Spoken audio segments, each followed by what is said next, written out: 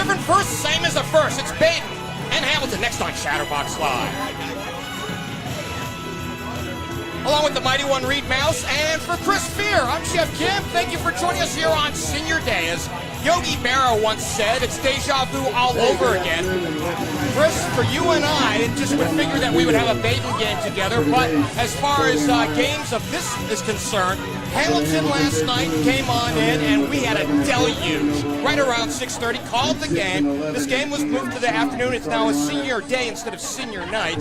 And as we come out and take a look at your son and obviously his teammates on the senior day, they're ready to go. Absolutely. I mean, I think Reid knows this as well. Anytime Hamilton and Badin get together to play any sport, especially baseball, it's a really fun thing for the city. And I know a lot of these kids have played together. They know each other, probably a lot of them on the West Side Little League growing up. And so the fact that last night got rained down was a bummer, but it's beautiful out today, and it's going to be a really fun rivalry game. Yeah, when you talk about this rivalry, that's what's fun about any rivalry at the high school level. It's not that there's just hatred. There's a lot of love between two communities, especially two baseball teams that they grow up together, West Side Little League, and then they get playing that summer ball circuit, and they just know each other so well. But then when it comes to this game, absolutely no blood loss, and this is bragging rights to the fullest extent all season long. There is no doubt that they want to win this game bad. Absolutely. If you're ready now, let's give you the starting lineups here in this ball game. First for the visiting Hamilton Big Blue, in with a record of 11-14. Their head coach is Joey Lewis in his 12th year. Curtis Moak will lead off. He's the catcher today. Batting second in left field is Chris Southern. Hayden Runner is at first base. Batting third, John Alcorn batting cleanup in right field. Matt Goal at third base, followed by Jordan Zapata, Jameson Lip, the DH. Davis Avery will pitch, and Cornell Bennett will play shortstop. On the other side, for the home team, the Badin Rams, Brian Treadway in his 10th year is the head coach. And as you see here, Landon Viderick will lead off. Lucas Moore will bat in the 2-hole, playing center field. Jimmy Nugent, the catcher, will bat third. Brady Emhoff is in left field batting cleanup, and then you see Kyle Stevenson getting the start at DH. Cooper Fiehrer, Caleb Chorley, Diego DiCello, and Mark Holderbach. The starting pitcher today is Eric Rawlings. Coach, as we start with you here as we come back, we've seen a little bit of a lineup change. You see Brady Emhoff moved up in the order. Lucas Moore dropped down into the 2-hole. Yeah, I'd say for the last week or two, Lucas has batted down in the 2-hole. And honestly, I just think Coach Treadway, he's trying to just mix a few things up, kind of get them going offensively. They've, on paper, it's a very scary lineup, but like a lot of teams, they've kind of had a little bit of a lull here for a couple weeks. And I think they're trying to maybe move some guys around and just kind of change the atmosphere a little bit. Yeah, you mentioned this is Coach Treadway, I think, 10th year. I went back and I looked at, just an arbitrary stat like batting average for each year. Through his 10 years, this is the second lowest team batting average as a squad. I think the only team that might have had a worse one was 2015. Still a nice team batting average, but not generating runs at the clip that they would want to. Chris and I were talking before the ballgame. It's like the difference between your favorite pizza and your second favorite pizza, right? The team that hit 363 a year ago just isn't here anymore. Gone are Sergio DiCello and Ryan Kirkendall, AJ Inninger. Well, they're here. They're just sitting in the stands. They were taking BP down there earlier, that's all. I saw them as I was walking out, checking on the van, and for some reason just felt inclined to give them a hug. I loved watching those guys play ball so much. That was a fun group. So in steps Curtis Moak, right-handed batter, the senior, 294 hitter. Against Eric Rawlings, fastball rides away, ball one, and away we go here on Joe Nuxall Way. Ball one. It's Moak to be followed by Southern and Renner. I feel like Curtis Moak has been on varsity for 10 years. Yeah, I feel, I've seen him a few times this year. Obviously got to see him last year. He led the GMC or was near the GMC lead in RBIs last year, mostly because of who was batting in front of him. But also, he's a very professional-esque hitter. He takes good at-bats, doesn't chase a whole lot, and makes you work. 2-0. Swing and a miss. That's the game's first strike, 2-1. And I think what you're going to see from Eric Rawlings today is he kind of comes right at you. He's got 3 pitches, throws them all for strikes, and he's going to attack the strike zone. Nothing overpowering, right? Just a nice, sound pitcher.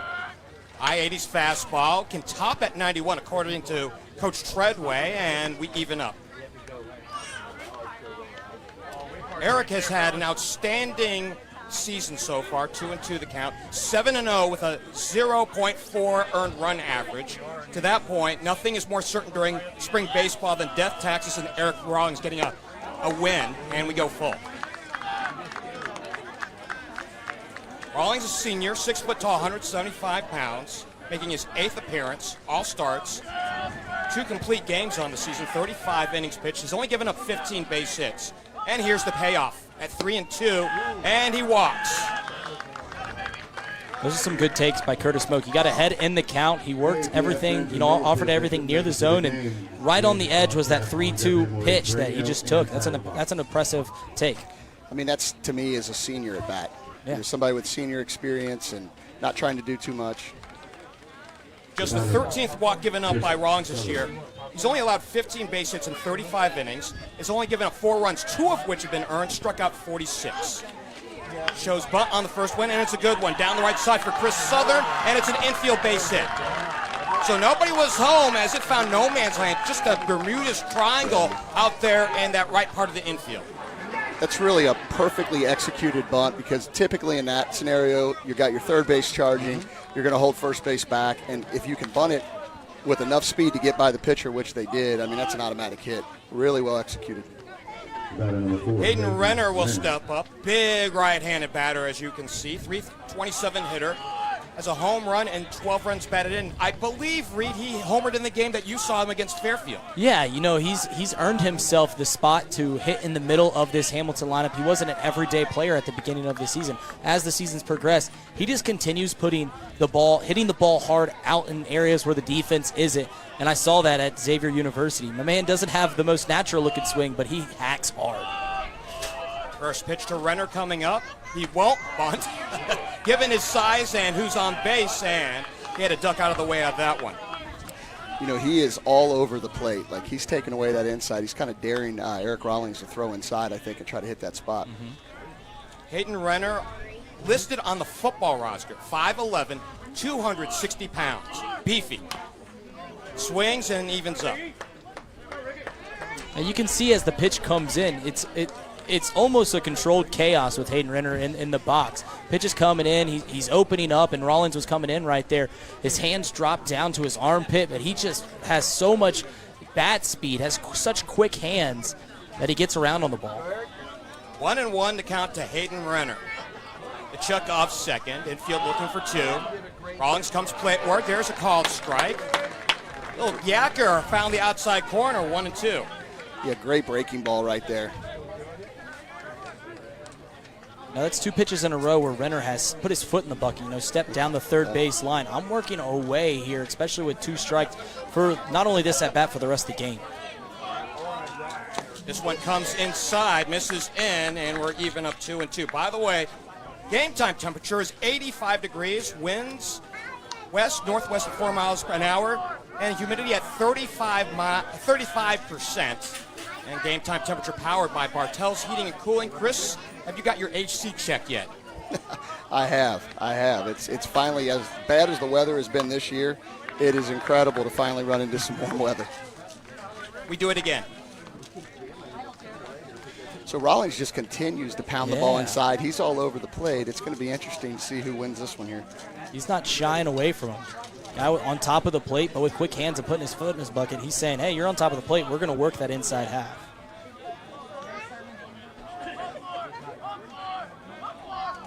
Comes the break even and popped up in foul territory. Caleb Chorley records the game's first out. It's a big out for Badin right there. You walk a guy, you bunt for a hit, the pressure's kind of on, you're facing somebody's 3-hole. So to get a pop-up right there is huge for Badin. Defense looks like Brady Emhoff in left field, Lucas Moore in center, Mark Holderbach in right. The infield of Cooper Fiehrer at third, Landon Vidrick at short, Diego DiCello at second base, the aforementioned Chorley playing first, Jimmy Nugent catching Eric Rawlings. Here's a cleanup batter, John Alcorn, who's a .243 hitter this year. As Rawlings deals to him, swing and a miss, 0-1. It's one thing for Eric Rawlings all year. He seems to just always be working ahead in the count. And anytime you're pitching, if you're getting ahead in the count, it just opens up so many possibilities for you during the at-bat.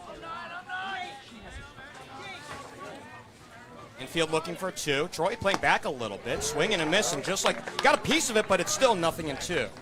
Yeah, he's late on the fastball. He's grooved 2 fastballs pretty much right by Alcorn. See with 2 strikes, if he goes off speed, which has been showing nice, but the way that he's been throwing that fastball past Alcorn, I imagine just something on the border. You're a former catcher, Reid. What are you throwing, breaking ball here or fastball? Fastball, absolutely. There it was. And lined down the right field line, drifting foul. And we'll do it again at 0-2. Matt Goal waiting on deck for the Big Blue of Joey Lewis, again, as we mentioned, in his 12th year. So they're over at the third base coaching box. And waiting on the 0-2 pitch for Eric Rawlings. A long look in. We'll do it again. By the way, as a quick aside from just actual game action, I'm rather jealous of the flow that Eric Rawlings has. The nice locks that come up and fly out when he comes loaded to the plate. Well, I'll tell you what, Geoff, we're rounding up our school season here. I give you all summer to grow out that hair, and by the time football comes around, we'll see what you come up with. You want the business up top and the party in the back? Whatever you want to call it. I want to see it, though.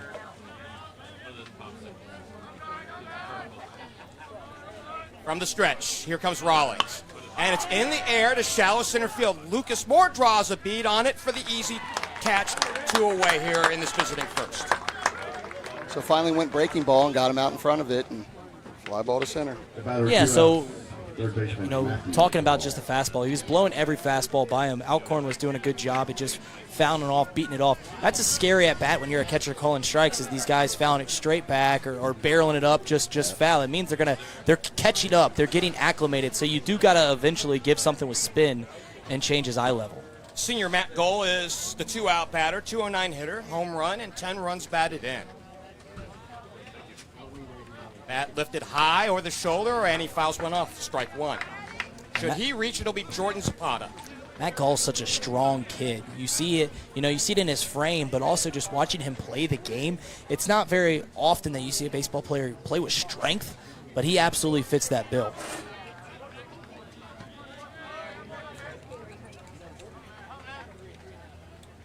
They still play Chorley back a little bit. He's almost in the outfield grass out on that first base side.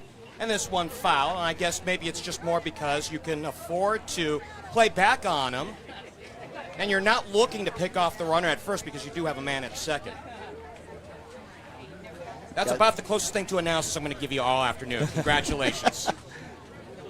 I think the biggest thing is they're just trying to provide Chorley with range. They want him to have plenty of range on a ball hit over there. Eric's an athlete. He can get over there and cover first base. 0-2. Got him looking, inning over. A hit, 2 left on. We go to the bottom of the first. It's Hamilton 0 and Badin coming up here on Chatterbox Live.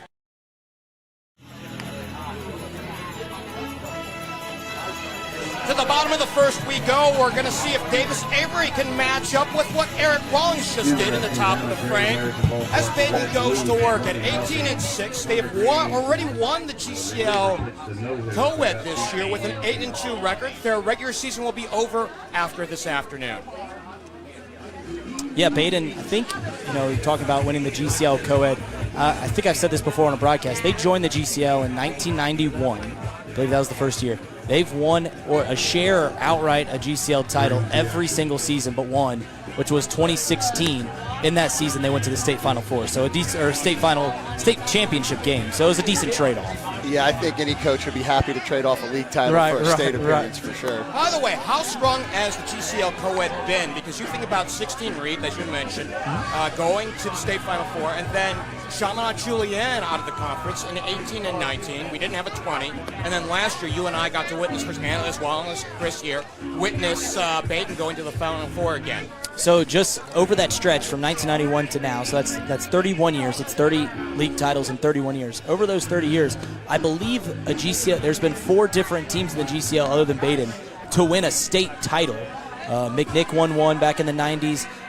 Purcell won one in 2004. CJ won 2. Speaking of teams that have won state titles, of course, the Hamilton Big Blue, as you see out there out in the field, won one in 1997. Yeah. So it's been a little while between drinks of water as far as the game at the highest level. And they did lose a lot of talent, by the way, in this loss last year. I think most notably Help me out. The young shortstop, Reid, who's now over at Louisville. Curtis Reid. You know, your boss is going to get on that. That's Trace's stepbrother. But, yeah, Curtis Reid playing at Louisville. They also lost just a whole bunch of pieces. Like Maddox Pennington was at the top of that order. He's playing at Wabash College. He was a guy who was really a table setter. Jackson Lewis, Jerry Lewis's son, didn't get a chance to play a whole lot last year, but he was a player that certainly would have made a big impact. The one thing I can tell you, too, is I'm sure Hamilton's a little disappointed in their record this year, but when you play in the GMC, there really are no days off. There really are. It's one of the best leagues in the state for sure. Landon Viderick is a .357 hitter. He waits at the plate, and as he takes a called strike on the outside, so says Max Edwards at home plate, 0-1. It's Edwards at home plate calling balls and strikes, and Steve Stevens in the field as the field umpire. Here's the breaking ball missing it well away, 1-1. So we saw Eric Rawlings in the top half of the first inning, obviously a multi-sport athlete, played football. And then you see Davis Avery, he played basketball for the Big Blue. It's always nice when you have multi-sport athletes. Pass the shortstop, and that's the first hit of the ball game for the Badin Rams. Viderick has a really great approach, having been able to watch him a lot. Great back control, and he doesn't try to do too much. He's very willing as a left-handed hitter.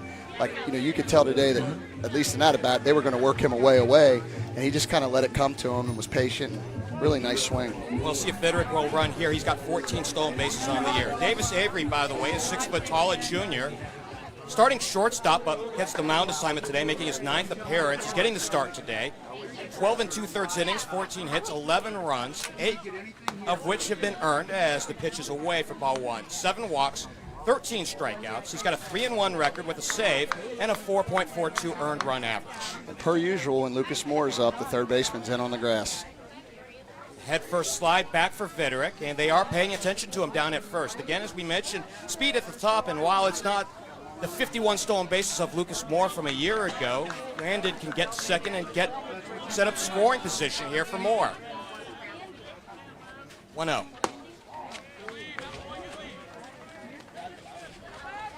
That stays down and away.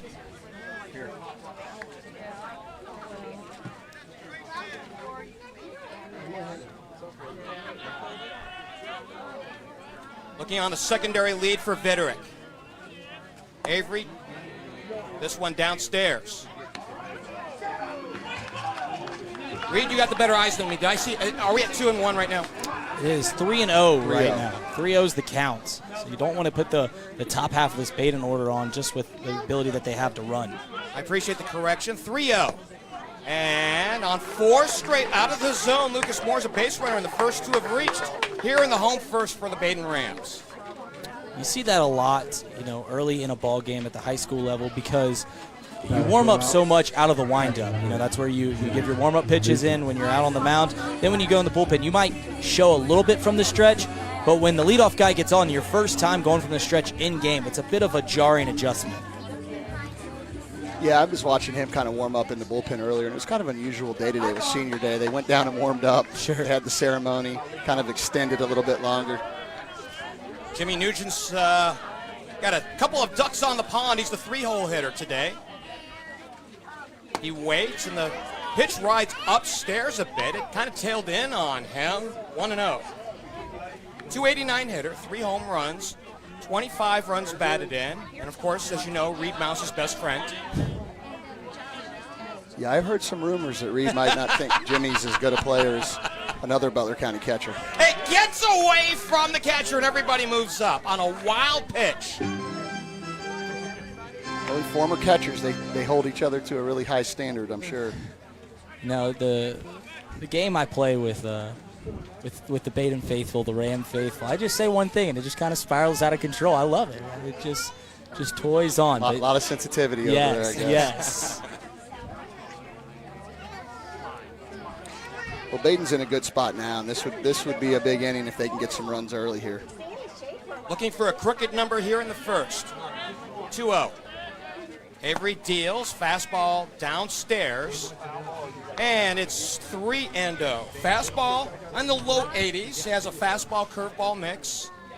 I wonder if he's not fighting a little bit of nerves right now. I think he's only thrown 12 innings, 10 to 12 innings on the year. And so it's a big game to get to throw in, big opportunity, but I'm sure he's a little nervous. 3-0. The get me over gets over, 3-1. Great hitters count here for Jimmy. I'm sure he's looking for something, letters to belt, something he can drive. Not going to chase something here, but he's a hitter who gets his money's worth, too, when he's swinging. 3-1. And a line drive into left field, base hit. In comes Fiehrer. Moore gets a stop sign, 1-0 on a base knock. The one driving in variety here for Jimmy Nugent. Batter number 2, left fielder, Brady Imhoff. Yeah, good swing there by Jimmy Nugent. Just got something over the plate, like you said, Chris. Just a great hitter's count, and you got to attack him. You don't want to give another walk. Davis Avery had to attack him, and Jimmy Nugent's not a guy who's going to get. He's going to get his money's worth. And you were a catcher, so you'd know this, but sometimes you get into a count like that, and you got a player like Jimmy Nugent up, and you just wonder if you go off speed and there's a base open. Yeah. Ground ball through the open hole and right, base hit, 2-0 Badin as Moore scores. And Nugent rounds and goes from first to third. Wasn't hit very hard, but it was hit where no one was at. That's the 11th RBI this year for Brady Imhoff. And nobody out so far here in this home first, and 2 have crossed here for the home team. Yeah, I doubt Imhoff was trying to do that, but that's something that's certainly in the back of your mind when there is a guy covering over at first base, and if you are a backside hitter, you say, hey, look at that wide hole open over on the first base side. Let's just slap something that way, especially if you get a pitch on the outside half. Kyle Stevenson at the plate, 333 hitter, 1 for 3. Runner fakes the go, called strikes. Kind of telling Geoff before the game today about Kyle Stevenson's story. As sophomore year tears his ACL, kind of gets back, for a little bit of it. Junior year baseball, and then was a really important part of the Badin football team this year. And against the McNick at the end of the year, runner going, tore his knee up and again. And a ground ball, base hit, 3-0. As Nugent scores on a base hit by Kyle Stevenson, his second RBI this year. And I can tell you, there's a lot of teammates very happy to see him out there playing today and then getting a big hit like that. Well, you mentioned his knees. I believe in the the senior day ceremonies, the letter to his parents, he said something. He said to his dad, "Hey, thanks for giving me knee surgery or paying for my knee surgery. Thanks also for the bad knee genetics." And it says something about your mental toughness. It's hard to come back from any major injury, but then to have to do it twice. Yeah. Before you're 18 years old. I mean, that's a lot of mental toughness in that kid to be able to do that. Speaking of seniors, Cooper Fiehrer is up at the plate, and Chris, your boy, here waiting at the plate with a 302 average as he fouls one off, strike one. Fiehrer is a 302 hitter, home run with an 11 runs batted in. Homered in that game up at Carroll on May Day, and balls were flying out of the park left and right that day. Is it still the high school, the field at the high school? Yeah. By the way, Imhoff hit 2 of them that day. And a bouncing ball, gloved by the third baseman. His throw across, Matthew Gold throws him out. But the runners move up. Yeah, nice stat by Matthew Gold. It was a tough chopper. He made a play towards the ball, filled it right off the grass. I'm surprised he didn't get one of the lead runners, but he just decided, hey, we got nobody away. Let's just get the first out. Yeah, I think of the way that ball chopped off the front of the area there, dirt in front of the nine. I think he kind of decided early on if he got it, he was going to go one. Infield playing a step in for Caleb Troy, the 7-hole hitter. Junior waits at the plate, 206 hitter with a home run to his credit and 19 runs batted in.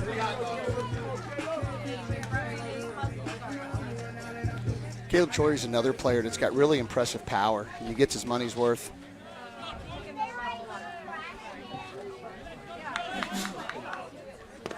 Big swing and a miss at the plate. Nearly dropped there by the catcher, Curtis Smoke. And we even up. Well, the defense, by the way, Chris Southern out there in left. Brady Isgro in center. John Alcorn in right. The infield of Matthew Gola at third. Cornell Bennett, the shortstop. Jordan Zapata at second. Hayden Renner at first. Curtis Smoke catching Davis Avery. Waste pitch. Big Blue's got the infield in. It's first inning, but obviously they're feeling like this is a point in the game. They do not want to give up any more runs this inning, so they're bringing everybody in. There must have been a coach's clinic thing about bringing the infield in, because I see more and more teams doing it early on in the game. It surprises me. It's a swing and a miss. I'll say it's a hard decision to make at times, especially early in the game, because you got when you move him in like that, you be the second baseman. Now everybody's in front of him, or the runner on second, so he gets a much bigger lead. So you could turn what would be a routine ground ball into a 2-run single in a heartbeat. So after the first 5 have reached, Avery sets down the last 2 on a ground out and a strikeout. Diego DiCello, 208 hitter, steps up, the starting second baseman. Lefty bat in the lineup. And a called strike on the outside corner, 0-1. Should DiCello get on, it'll be Mark Holderbach.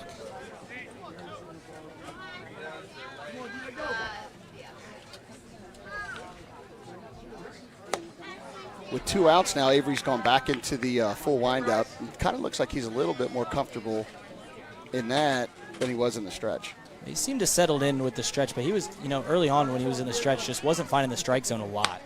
Breaking ball missing up high, 2-1. Well, back to your point, right? When you warm out of the full windup and you have to go to the stretch almost right away in the first, that does break your mindset. It's jarring at a point. Like you feel like you want to get settled into a ball game, and all the way you're doing something that you haven't experienced yet on this mound, but maybe for a pitch.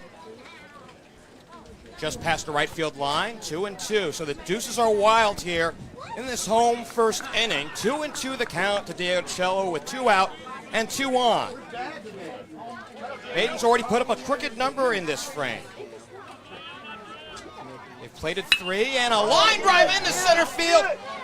And it's caught by the center fielder. Great job by Isbro going back on the ball, inning over. But 3 cross here in the home first. And we've got a brand new score here at Alumni Field. 3-0 Badin here on Chatterbox Live.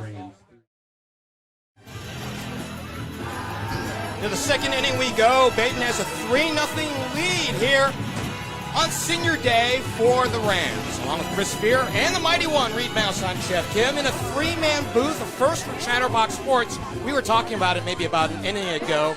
I know it's not a new thing when we do District Day and you have the full setup with the coaches panel, but as far as end-game analysis, well, we just broke new ground today. I think so. I was wondering what Chris did to you where he doesn't get a nickname.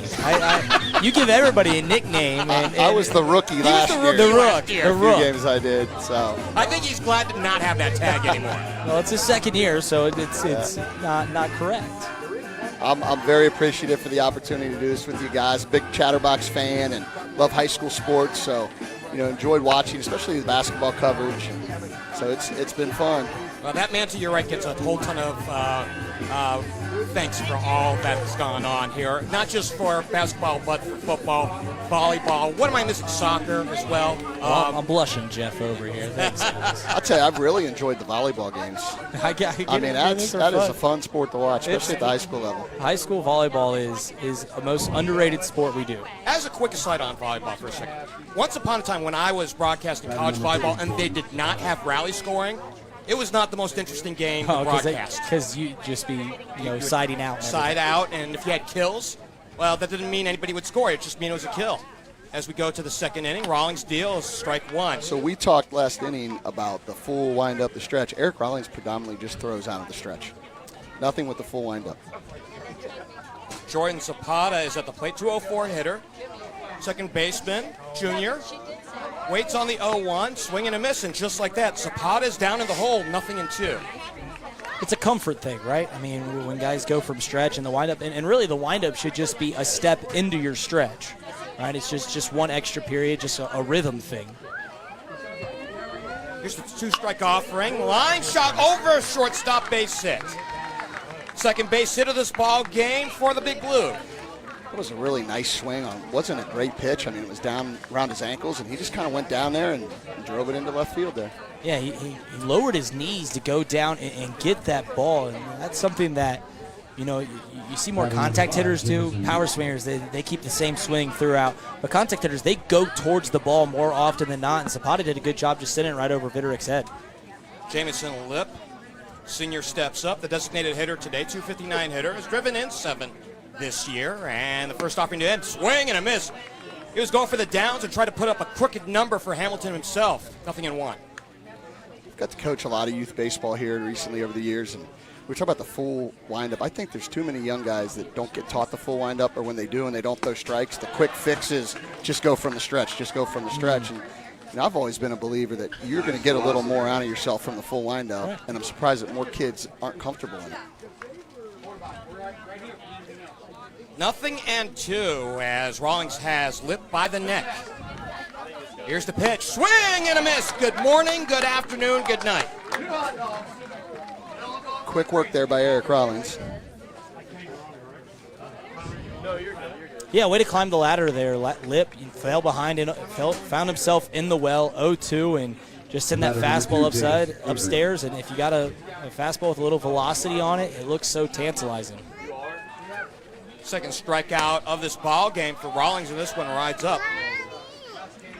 Davis Avery, today's starting pitcher. Also, normally the starting shortstop on this team. 214 hitter. Reid, you mentioned outstanding basketball player. Part of that five that almost beat Moeller in the, I believe, sectional championship. Took him down to the wire, but he was a player, didn't do a whole lot of scoring, didn't really dish the rock a whole lot, but just was a role player, played nice defense, and came up when he needed him to make a nice play. 1-1 off the nice yacker, and Rawlings deals here the break even, and a ground ball to Chorley. He'll take it to the bag himself, as Zapata will go up to second, 2 down. Great job by Eric Rawlings there, getting that ball in on the inner half and on his hands, kind of jamming him up there. Cornell Bennett is the 2-out batter. Today's starting shortstop. Normally a third baseman, but of course with Avery on the hill today, he gets the assignment at shortstop. Right-handed batter, checks in. 222 batter, 2 for 9 on the season. He's a guy who plays a really nice glove, but hasn't had a whole lot of opportunities at the dish. He really came into the starting lineup as the season progressed. Today, getting the start at shortstop, plays a really nice glove, and what it would mean to his confidence to get a hit right here. 0-1 here to Bennett. Slightly open stance for the shortstop. And Rawlings deals, and downstairs below the knees, and we're even up. There's no way that the camera upstairs can see it, but you probably could see Bennett's stirrups. He's one of the first stirrups I've ever seen wearing ankle socks underneath the stirrups. He's not gotten the full sanitation socks riding all the way up. 1-1 the pitch. Swing and a miss. And right now, Rawlings is going with the queso and getting swings and misses. I mean, I would think here he's going to go right back after him, not nibble at all, go right attack him right here. Fastball's been working for him.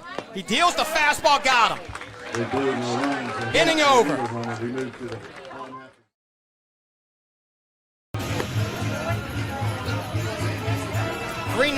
Badin with the lead as they come back to the plate, trying to tack on and maybe perhaps get another crooked number up on the scoreboard. Along with Reid Mouse and Chris Fiehrer, I'm Geoff Kim. We're glad to have you along for Senior Day here for the Badin Rams.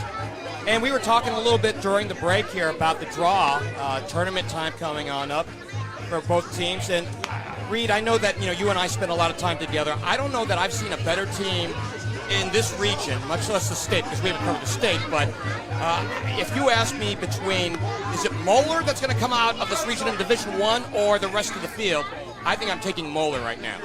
Yeah, we've seen them a couple of times now, and they're just a very confident team on top of their ability. They don't have any cracks to their team currently. Every single player fills their specific role, and every player is talented, so it doesn't feel like any guy's the guy that has too much pressure on him. So just built all around an over-encompassing great roster. You really have to think it's them and Mason at the D1. Yeah, Mason's very good as well. Offering on the first pitch is Holderbach in the shallow right field. Going to get it is John Alcorn, and coming out for it is Zapata, and we got the out. Nice play in the shallow outfield by Zapata.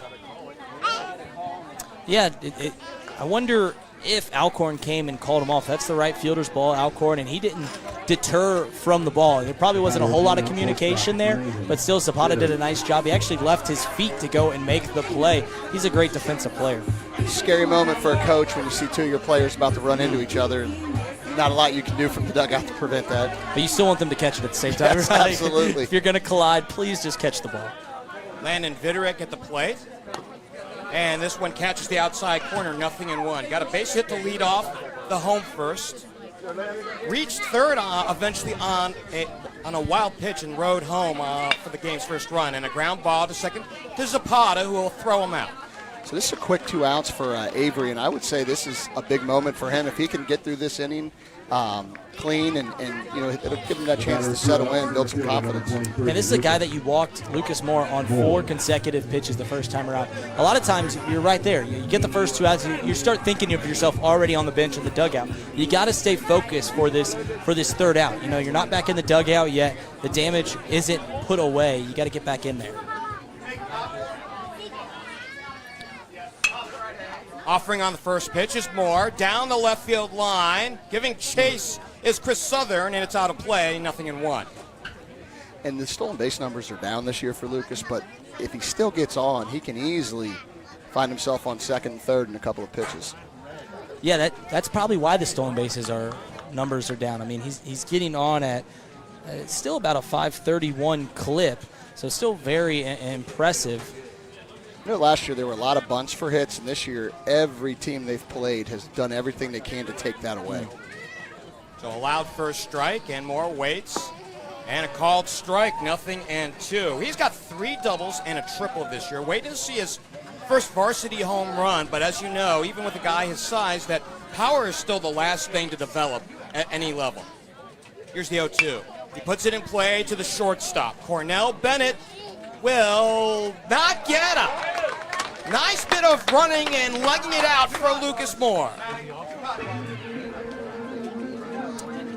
Yeah, Badin had to come on up, softly hit, and we mentioned he's typically a third baseman, so that tells me he's still a good glove, just doesn't have as much range. He's a little slow getting to it, had to throw across the field, and he just pulled Renner right off the bat. While that throw was slightly off the mark, it didn't look like Renner was really laboring for it either. A hit or error, I call that an infield hit. If that's the case, for me, that's that goes 5. down as an infield hit, I think. So that's the 5th hit of the ball game, and the speedster Moore back in with the head first slide. As you mentioned, Coach, 22 steals after stealing 51 a year ago. He's a threat to go. He's got the green light. I really think in this situation, Badin's going to get him moving. Nugent waits, called strike, 0-1. Nugent drove in the game's first run in the last inning, driving in Fiehrer.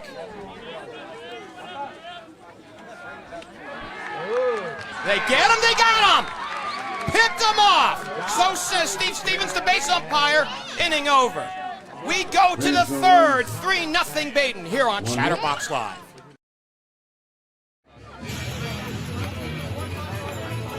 To the third inning we go, a fast-moving one here in Fairfield. 3-0 Badin as they put across 3 in the first inning. And as far as you know, this is a spot where Badin has had a little bit of trouble this year in games in which they've scored 3 runs or 2 runs. They're 2-4, so all they're really looking to do is tack on at this point and cruise to the win.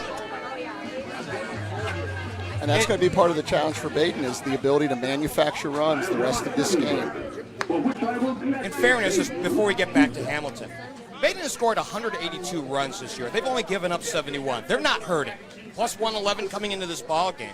Whereas on the other side for Hamilton, 116 runs coming into this contest, but they've given up 128. Minus 12 on the differential this year. And we go back to the top of the lineup into Curtis Smoke, who walked back in the first. And a called strike, 0-1. Was left stranded over at second base 2 frames ago. Curtis had 27 runs batted in last year. Now, he had some great supporting cast, 0-2. As Reid mentioned, Caden Stevens and Curtis Reid and Jackson Lewis. Yeah. Maddox Pennington was another one who scored quite a few runs at the top half of the order. This is a big at bat. He's already fallen behind 0-2. Here's the strike 2 offering, and he wastes one up high, 1-2. And that pitch is all about setting up the next one. You're hoping you chase a swing, but you raise the eye level. So he's going to bury one right here? I think he's going to go either something low and away, or he's going to go with a breaking ball. Here's the 1-2, and it's away off the plate, 2-2. Curtis Smoke kind of proved to have a pretty good eye the last time up, so I don't know that if he's going to chase something that's not a strike here.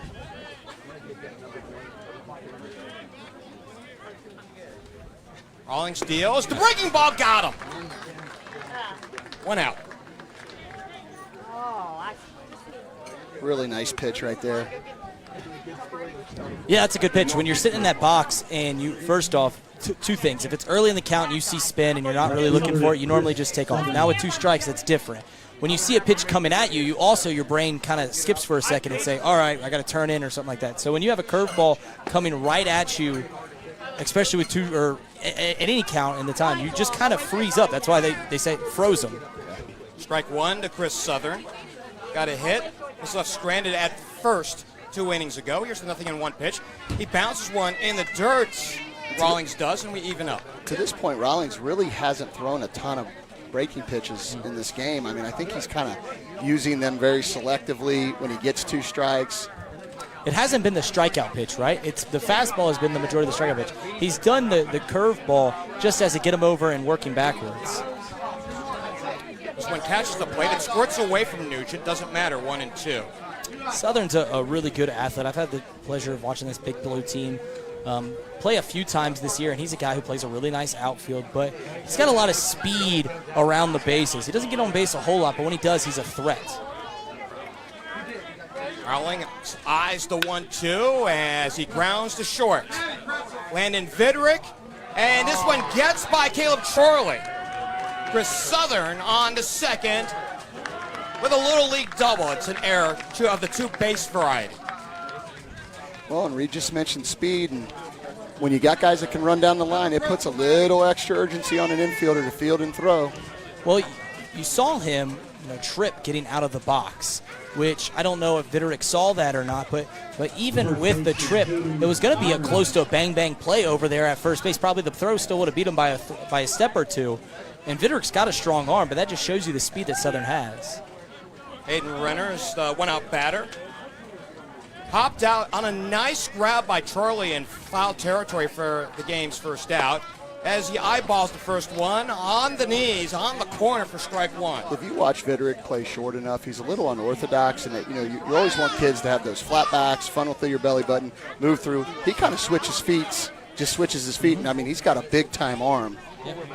Strike 1 offering as but the big man Renner has a chance out of the way, 1-1. At times when you do that, though, you end up kind of throwing off your back foot a lot, which isn't going to lead you to be as accurate as you can be.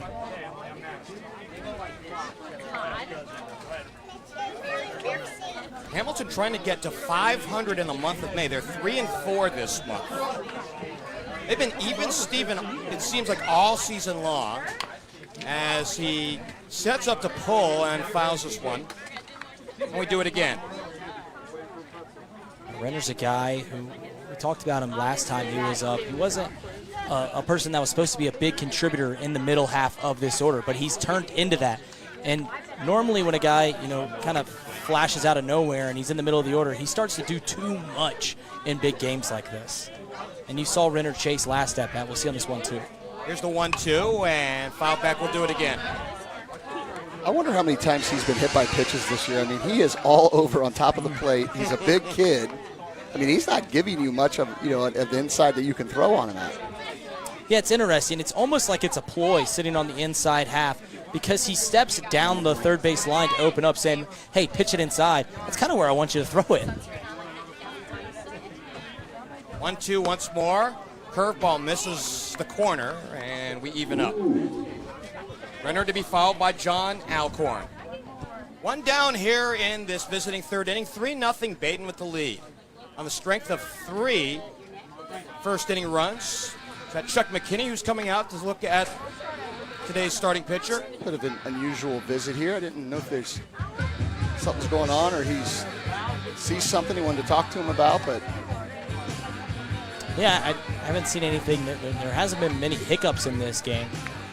Still throwing shutout ball, to your point. And I think in talking with both coaches prior to the ball game, and talking about maybe pitch limits or, preparing for the playoffs, Ryan Treadway mentioned that he would go as long as he could today. Rawlings would. On the other side, it's Davis Avery who has a little bit of a leash today. Hamilton has a regular season game left to go against Sycamore tomorrow, and then they start the playoffs on Tuesday. Yeah, they got a league game, which they'll tell you might not be true, but they'll tell you, hey, it's a little more important than the league game. It might just be a saving face thing, but both these teams want to win this rivalry. But the tournament game's the big thing, and you got to keep your arms fresh for Tuesday's tournament game. Yeah, you want all hands on deck and available for that first tournament game. 2-2. And back to the pitcher, Rawlings, a slow bouncer. He had to, and now he airmails it. And the lead runner goes over to third base. So 2 have reached on errors here in this inning, and it's been a calamity throwing the ball here for the Badin Rams here in the third. It's an unusual play there, kind of dribbled back to Eric. He kind of bobbled it, started to speed himself up, realized he had time, slowed himself down almost to the point that he just wouldn't let himself throw it. Yeah, you obviously used to coach, and I always joke that the number one thing that coaches seem to always want to tell their pitchers when fielding the ball is, we want to make it as least stressful as possible. We want to take it nice and smooth, and just that hiccup in his glove sped up his mind into causing a mistake potentially. Fouled at the plate. 0-1. It might have gotten a piece of Nugent there. This is a big spot for Big Blue right here. There's been 2 errors in the inning. You're down 3-0, rivalry game. I mean, this is an opportunity to grab some momentum and get themselves back in this game. Unearned runs really haven't hurt Badin this year. Obviously, their record speaks for themselves, but unearned runs account for just about 34% of the runs against Badin, and swing and a miss, 0-2. On the other side for Hamilton, they've given up 30 unearned runs this year. That's about 23.5% of the total runs they've given up.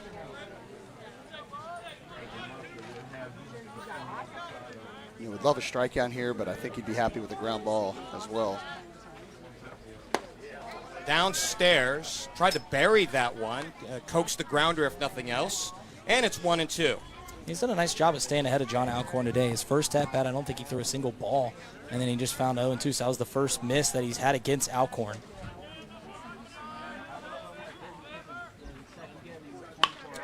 And a ground ball. Fiehrer collects it, but he'll have to eat it, and the run crosses, and we get a brand new score at 3-1.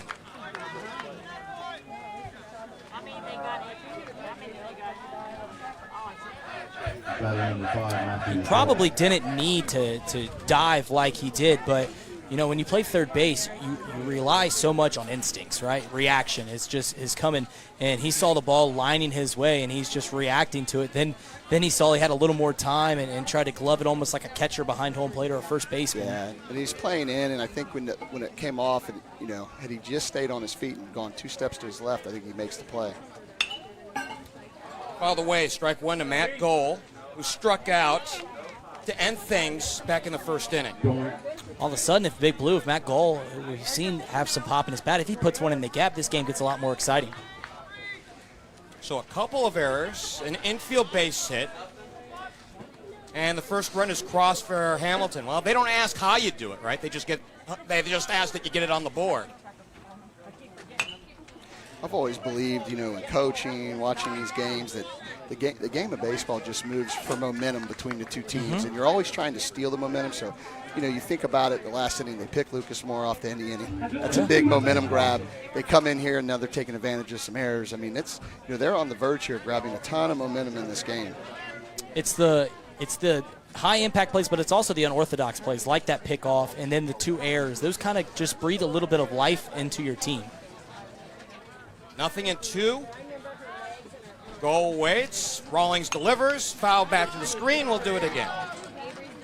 Goes upstairs there, and that's kind of a danger area with a hitter like this. If you can high enough to chase a swing or get that foul off, that's any lower, though, he might barrel that up. That was a great job by Goal, because that really was near his shoulders, near his armpits, to get on up at that ball and just foul it off and stay alive. He kind of got away with it, because that's exactly what Rawlings wanted him to do. He just looks like a strong hitter when you watch him get in the box. Again, the strike 2 offering coming up for Rawlings.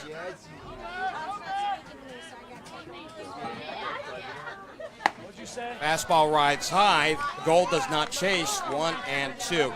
I think it's one thing when you have a fastball, and even though it might be a little higher in the zone, if you know it's coming and you get to start the swing a little earlier, then maybe you can catch up to it. Here, if it's way out of the zone, you just don't even offer. 1-2 the count.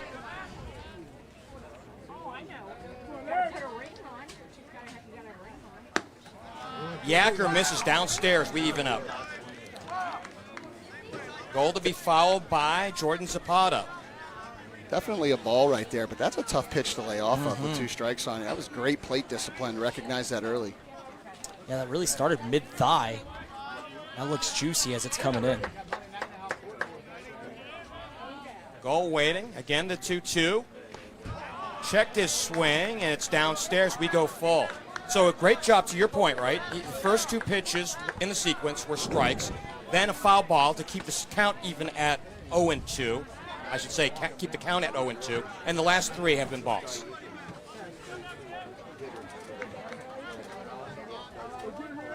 So a big-time payoff pitch right here from Matt Goal. 3-2 the count, the check of second once more, and Rawlings deals plate word. Downstairs, ball 4. An excellent at-bat for Matt Goal to coax a walk, starting with an 0-2 count. Interesting to see if Jimmy Nugent goes down here to have a talk with him. They already used the mound visit this inning, so I don't know if they can go. I can't remember in the high school rule if you can have 2 in 1 inning or it's a total number, right? Yeah. Well, if you go out to the mound for the second time in an inning, right? I think that means he's got to leave. I think so. So he's in a. Wondered if Jimmy might go out there and talk to him to kind of calm him down a little bit. Here's Jordan Zapata, got a base hit in the last frame. Time called. And now coming up with the bases loaded, tying run on second base is the guy who's probably had the best swing today for Hamilton. It's Renner at third, Alcorn at second, and Goal over at first. A run has been plated here on the strength of a couple of errors and an infield base hit. The throw back to first and safe. So Chorley slapped the tag back on the back of Goal, and he is down on his back and in a bit of discomfort. Badin trainers out there checking on the Hamilton player at first, and Chorley looks like he's a little banged up.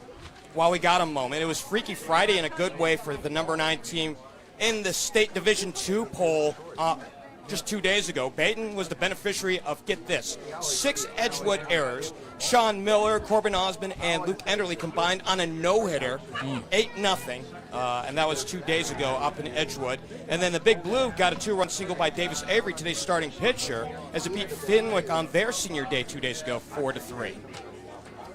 And Goal appears to be okay. I don't know if he caught a knee to the head or...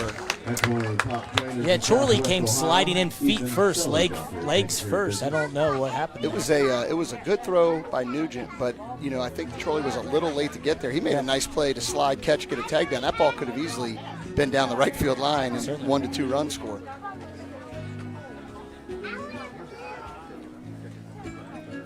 I'll tell you what, go back to the pitch that we just saw. It was a high curveball. We talked about Rawlings, how he hasn't used it a whole lot to get the strikeout, but he's done a good job at, working backwards. The problem, I guess, the catch-22 of starting a batter off with a breaking ball, in my experience was, if you get the strike, then you can come with almost anything there, and you keep them on your toes. But the problem is if you miss there, you're limiting yourself pretty much exclusively to the hard ball. And this is not a position you want to get in where they know you're going to throw them fastballs. So ball 1. And the fastball caught the corner, 1-1. Makes you wonder if that little injury break could work to the benefit of Eric Rawlings, just to catch your breath, exactly. Refocus. I mean, we did see Nugent go out there to talk to his pitcher. It's a good time to catch a break. 1-1 the count.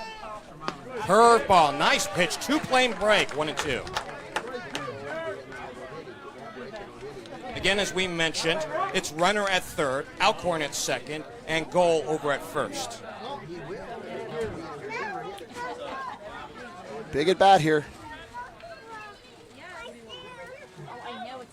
Here's the 1-2. He waited up on it. Nugent had to chase it down from behind him as it slipped off his glove momentarily. And we even up. Deuce. That breaking ball had great bite on it. That's another really good take.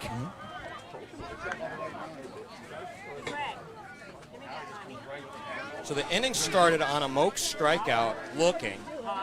And since then we've seen a couple of errors, an infield base hit and a walk. So a run is crossed and we had him loaded and a high fly, lazy fly ball in the left. Brady Imhoff is there for the second out. The throw comes in the second, the runner comes home, and it's a crooked number up on the board for Hamilton, 3-2. So there's some poor communication on that play right there. There wasn't a lot of talk from the plate out there. Third baseman for Badin covers third instead of turning into the cut. And we throw the ball straight to third base, just kind of conceding the run, and there wasn't a lot of speed on third. I'm going to bet there's a little frustration in the Badin dugout right now. It's almost like Badin couldn't, but because there wasn't a whole lot of speed, Hayden Renner over there at third base, it's like they almost didn't believe that he was going to come home. They didn't even set up to throw the throw home, and that's Jimmy behind home plate, and Cooper's the cut man obviously there. But the throw was going third all the way. Swing and a miss for Jamison Lip. Obviously, with our headphones on, it's hard to hear, but I didn't hear anyone yelling I didn't hear anybody getting anybody lined up. You don't want anything? Strike one offering. Rawlings deals, and the ground ball, glove by Fiehrer. His throw across is in time. Nice throw and a nice cover by Charlie to end the inning. But two cross here for Badin. Beg your pardon, for Hamilton, and we've got a brand new score here in Badin, 3-2 here on Chatterbox Live.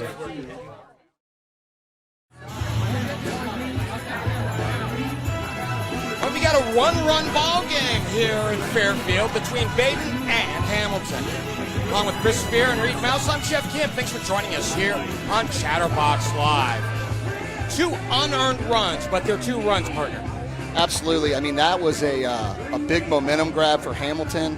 They needed something like that to get going, and, they took advantage of Badin mistakes in that inning, and that's a big part of the game.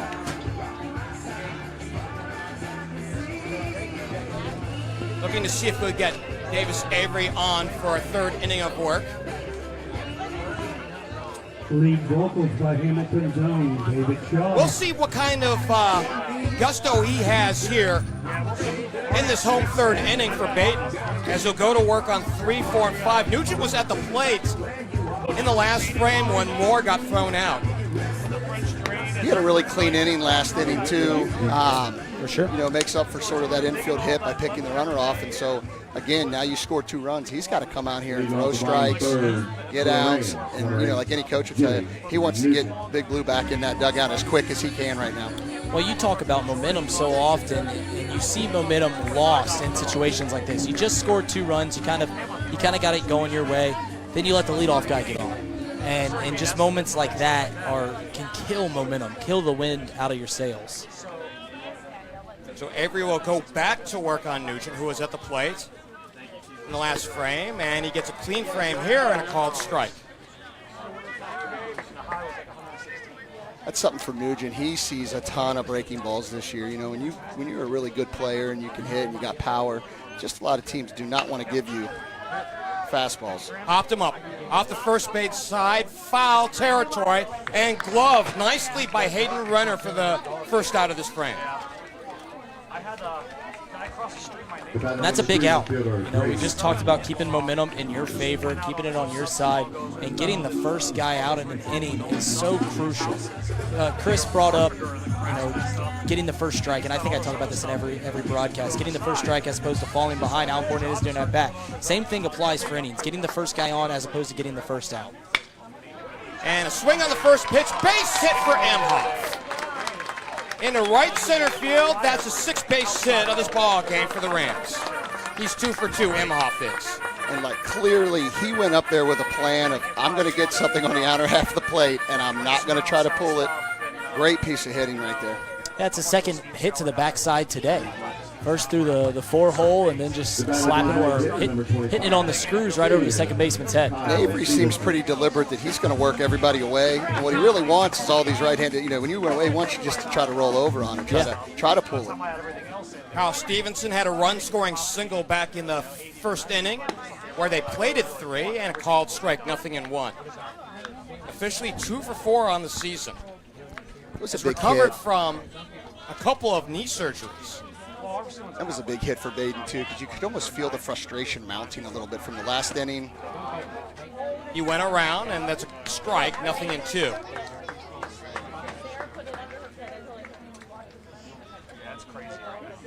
Yeah, you're right. I mean, it was a big hit because you don't want to get lost in quicksand when you're out there. You don't want to let the mistakes keep swallowing you under your own mistakes. Strike 2 pitch to Stevenson. He takes downstairs, almost in the dirt, nicely covered by Curtis Smoke. 1-2. That's a nice change of speeds, nice changeup going away. You know, a changeup from a righty against a righty away from the batter. Typically a tougher or an easy pitch to lay off, but it can work to success. Runner going and down the line, foul. To your point, Reid, what do they teach you often? You know, you go, if you're going to go fastball, it's up and in, and then you go soft away to, discourage, you've got to protect one side of the plate at that point. I think the changeup has become a bit of a lost pitch at the high school level. You're right. You're absolutely right. Besides a located fastball, I've always believed that the changeup is the best pitch you could have, but it just gets to get lost growing up. People don't use it as much, learn it. Well, it's not a sexy pitch, right? It's not a 90-mile-an-hour fastball. It's not a curveball or slider with late break and sharp break. But what it does is it gives you control of the game in a completely different way.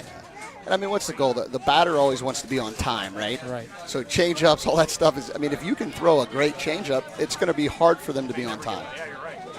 2-2 after the quick check of first. And this one inside, and it gets Stevenson. So he's on for the second time today.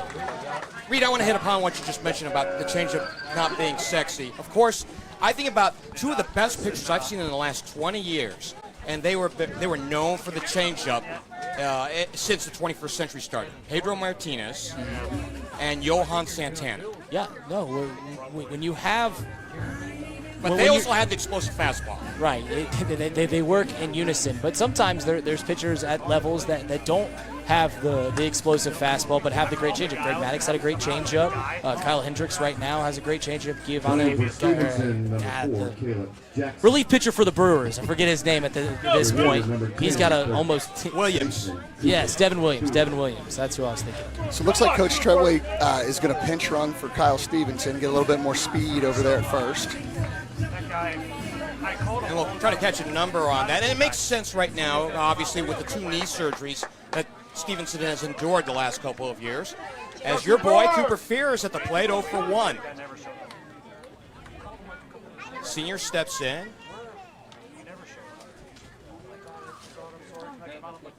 The last time we were here, it was in the Mulder game. I'll get to the point here after this pitch.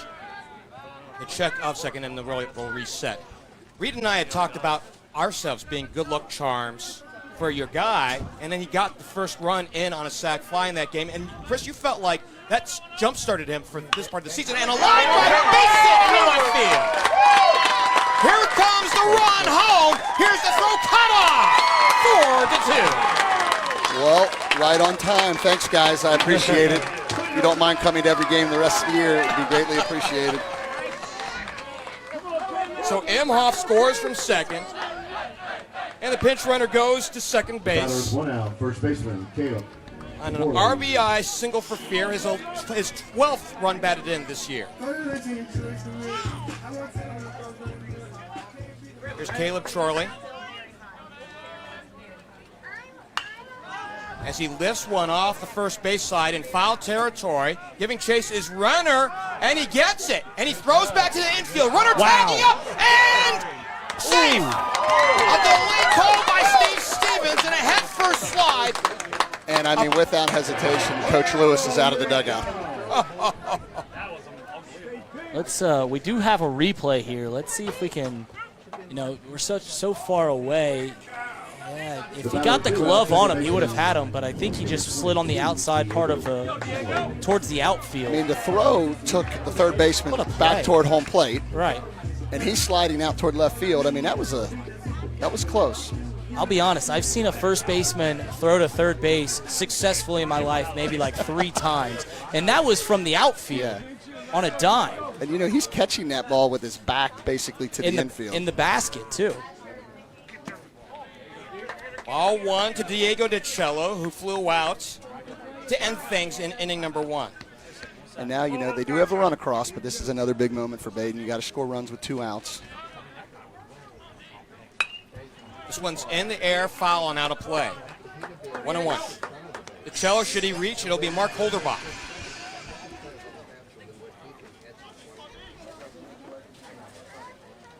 Avery's got to bear down here, keep this game right where it's at if he wants to keep his Big Blue in this.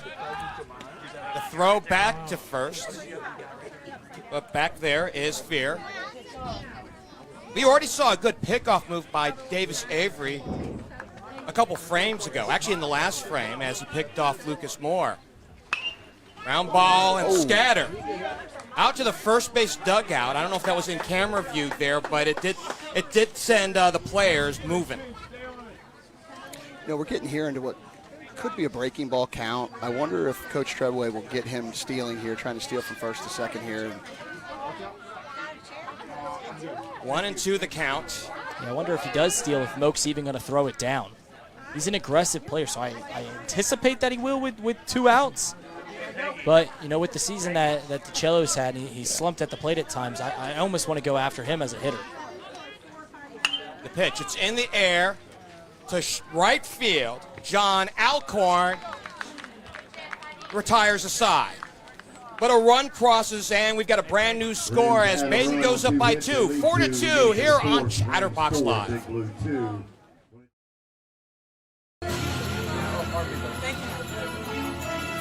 4-2 here as we go to the top of the 4th inning. Along with Reid Mouse and Chris Fiehrer, I'm Geoff Kim. Thank you for joining us here on Chatterbox Live. In fact, at the bottom of the frame, we'll have a shift change as the Mighty One will take over, and I will go off and go see that band that has to do with one of the 5 W's that you think about when asking questions. Who?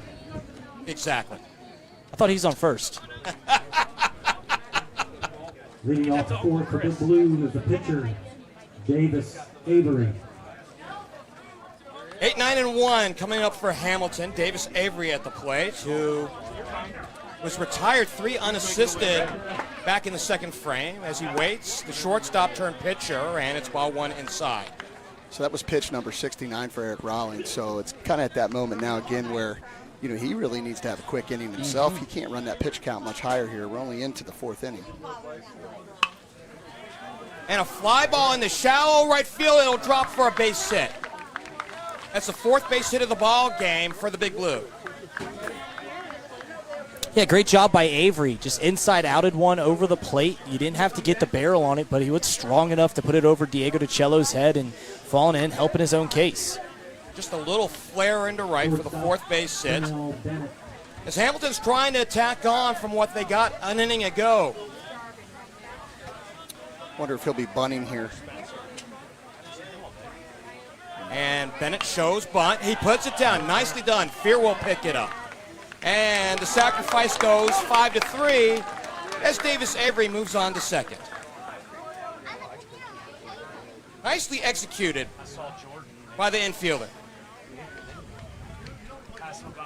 By the way, so as we mentioned, I did mention while we got a second, the Who is playing over at TQL, right? That's a soccer stadium. Yes.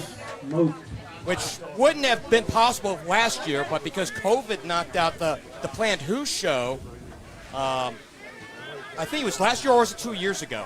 They had to downgrade to the Guess Who, or? The Guess Who. Well, guess what these eyes are seeing as this one rolls inside. But so, again, it's nice to see firsthand that history will be made. This will be the first time that band will be in since December 3rd, 1971. Did I say 71? 79, and this one rides upstairs. 2-0.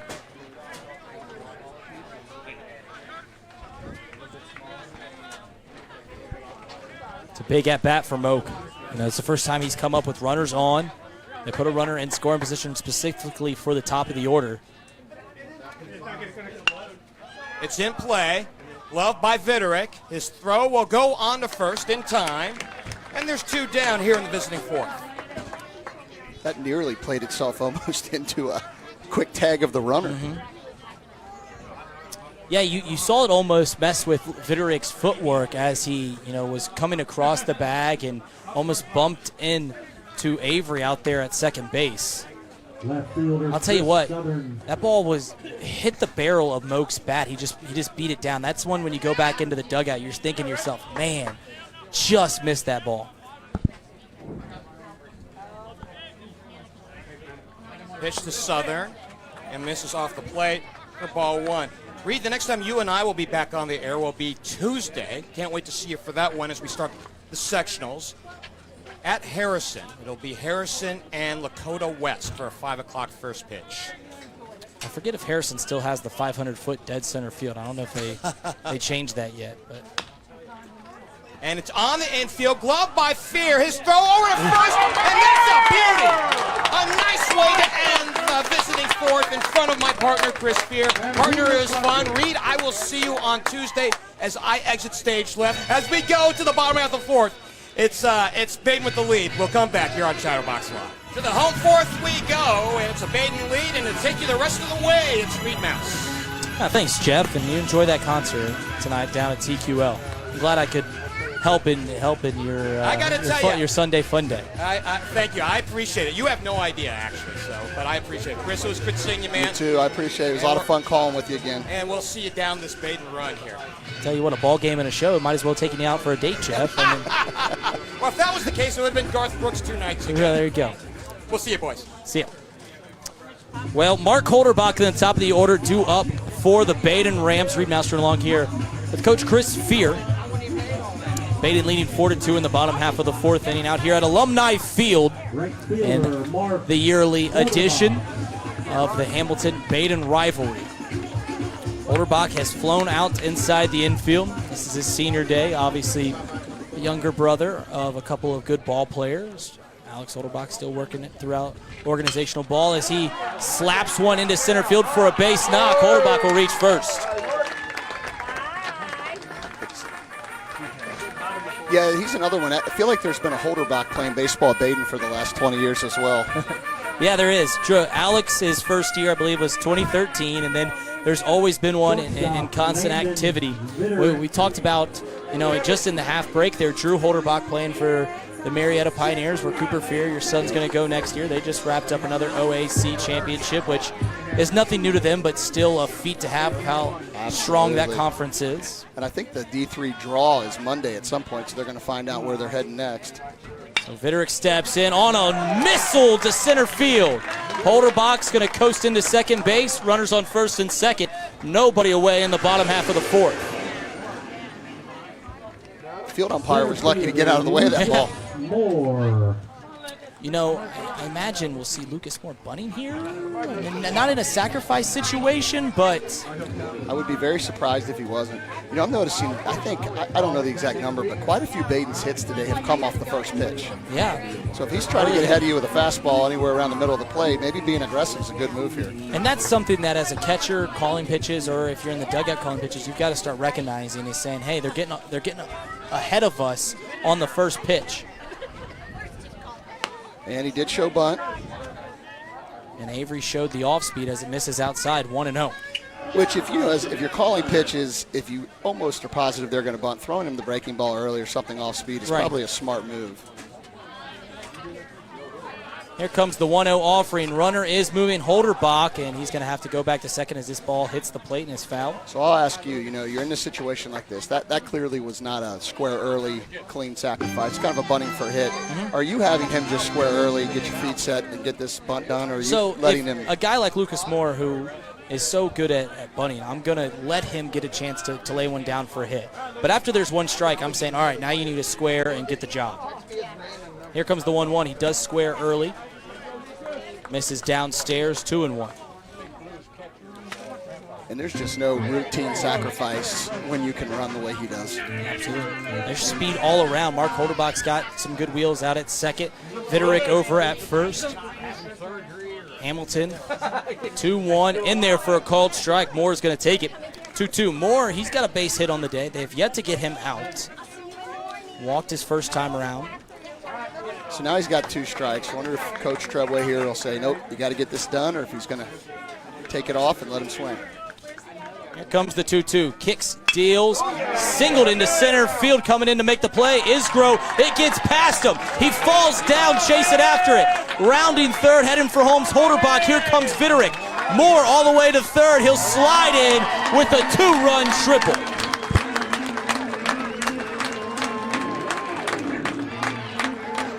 I guess you can't fully call it a triple because of the air after the base hit, but just a sinking line drive to center field. Isgrove came to make it off of one hop. I think he was trying to make the play. Yeah, you love the hustle.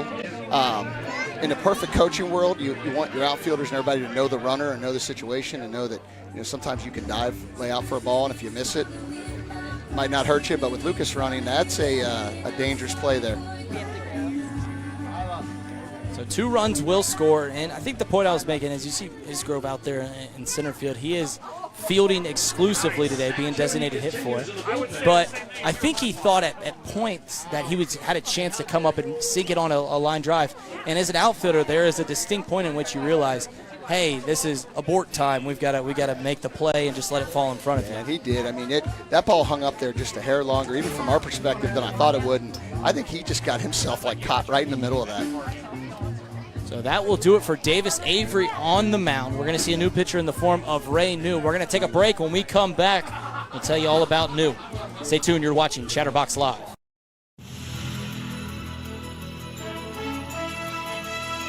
Welcome back to Alumni Field here at Joyce Park. Reid straight along here with Chris Fiehrer. It's the bottom of the 4th inning. New arm for the Hamilton Big Blue. Coming in relief of Davis Avery will be Ray New. Ray New, this will be his 9th appearance on the year. Doesn't have a whole lot of innings to accord to. 14 2/3 innings pitched. Got a 2-1 record, though. And in those 14 2/3 innings, he's given runs up at about a 4.7 clip. Davis Avery, his days concluded. 3 innings pitched, 6 runs in the book. He's on the hook for another one in the form of Lucas Moore at third. He had 1 strikeout and 3 free passes. Throwing a lot of breaking balls while he's warming up here, I noticed. Yes, he is. So a lengthy right-hander. Typically the center fielder for this team, or at least a corner outfielder at certain points of the season. But I think the plan was always to have shorter innings or shorter outings from their pitching today. Sure. Mentioned. Tournament, you said they got a game Monday, tournament Tuesday. GMC game Monday in the form of Sycamore, who's right about, I think if they beat them, they surpassed them inside of Greater Miami Conference rankings. And then, of course, they play Little Miami on Tuesday. I saw Big Blue had a big win over Dakota East the other day, too. Yes, they did. So 6-2 our score, and now stepping in is the 3-hole Jimmy Nugent. Lucas Moore awaiting at third. First pitch swinging for Nugent. 0-1's the count. Big swing and a miss right there. Yeah, I mean, he looks the part of big-time catcher, does he not? Absolutely. I mean, he's a big, strong kid, and that's why he's at least a top 15 catcher inside the Butler County. 0-1's the count. At least top 3, maybe. Breaking ball really pulled the string.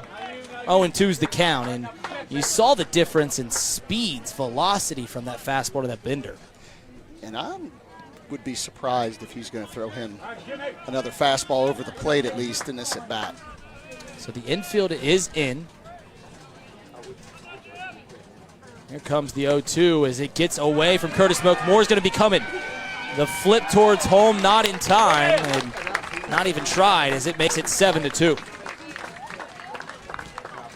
Yeah, that was going to be a close play if Moak was able to pick that up cleanly out of the grass there, but kind of picked it up, dropped it, and then it was just too late. Yeah, I wonder if Moak didn't realize that Moore was coming home there. I didn't really hear a whole lot of visceral reaction from the crowd, and he almost looked up like no one was coming home. Here comes the 1-2, and of note, Cornell Bennett moves to third base. Davis Avery, he's out at shortstop, so they're in their normal positions. As there's the bender that gets Jimmy Nugent waving at it for the first out. And you were a catcher, and I think, and I'm sure these coaches, everybody wants it, but when you get a pass ball like that, you really want your catcher kind of sliding on one knee, picking it up and throwing at that same low level. It's hard to pick it up, standing up, be able to turn and make an accurate throw. Well, one thing you have to think about is think about where Curtis Moak plays his home ball games. He doesn't have to worry about pass balls scoring runs. I was there for a JV game a few weeks ago, and I thought, I don't know if I'd want to umpire there. Right. An umpire can reach back against it and touch the chain link fence behind him. So 1-0's the count on another breaking ball. It's time to Brady Imhoff. He's 2 for 2 today. Came around and scored back in the third inning. And there for a called strike, and he's shown it often. I mean, this is a big looping breaking ball, too. The thing about big looping breaking balls is they are effective the first time through an order.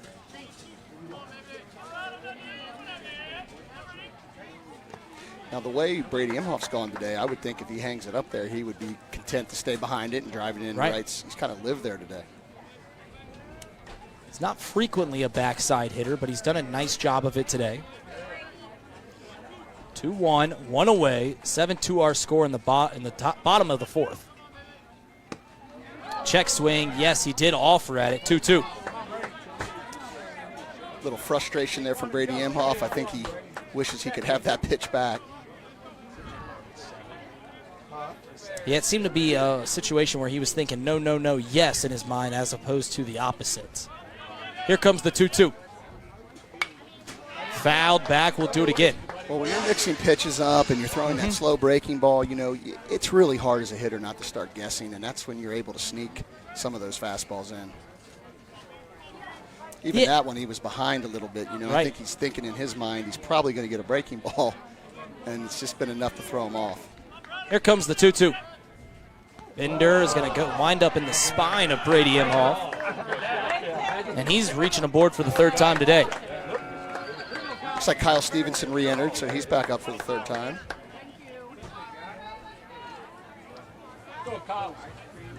Yeah, so Stevenson's back in the ball game. Designated hitter, number 25. It's frustrating as a pitcher. You know, he gets some great pitches in that bat, and then he lets a breaking ball get away from him.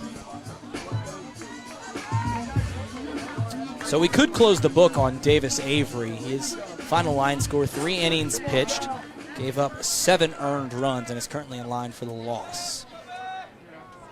Kyle Stevenson will step in. He's reached the board twice as well. A base knock and was hit by a pitch. And really the 4-5 hitters and Brady Imhoff and Kyle Stevenson have done a fantastic job. They've yet to get them out. Yeah, they've kind of set the table, been a part of all the scoring today.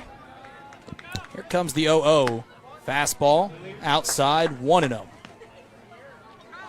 I mentioned earlier, like Kyle Stevenson's just just talk about a mentally tough kid, somebody that's overcome 2 injuries. It's great to see him out here getting some opportunity today, and he's a team favorite. I mean, you know, you've been on teams, and you know there's just certain guys everybody loves on the team.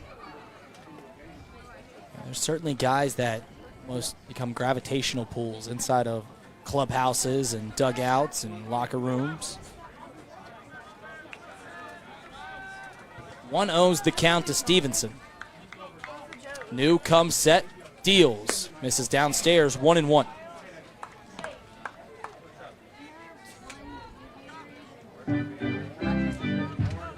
So this is Brian Treadway's 10th game coaching against Hamilton High. Currently sits with a 4-5 record against the Big Blue. The 2-0. You know, last year, I obviously have a son on Badin's team, but last year they had a great year, but they did lose to Ross last year, and they did lose to Hamilton. So I do know for the seniors, this is an important game. You know, they did not want to have their senior year going out with losses, you know, to Ross or Hamilton this year. So 3-0 the count. And I'll bring a point about rivals over the past decade. Here goes the 3-0. In there for a called strike, 3-1. But to your point, Badin did get the win against Ross. That was last Saturday. And actually, since they renewed that rivalry against Ross, Badin and Ross has won 3 of the 5 matchups. They were 3-1 going into last week. Here comes the 3-1. Imhoff's moving. Stevenson sends it into center field. Isgrove coming in. He'll catch it. throws it over to first. Not going to be in time for the double play, but it gets past Renner. Luckily, Ray News right there fielding his position. Yeah, it's all those little things right there, how important it is to back up a bag. I mean, that's a coach's dream. You have a pitcher hustling, going to back up a bag. That's a big spot right there. If he's not there, he's at least on second or it's out of play.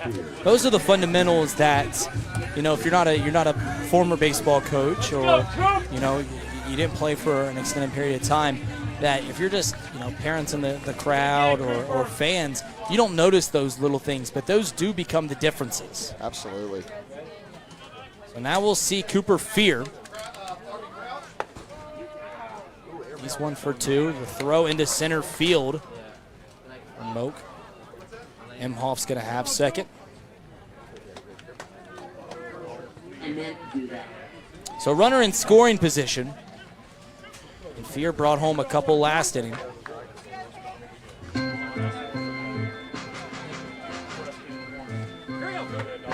Badin's already plated 3 in the 4th.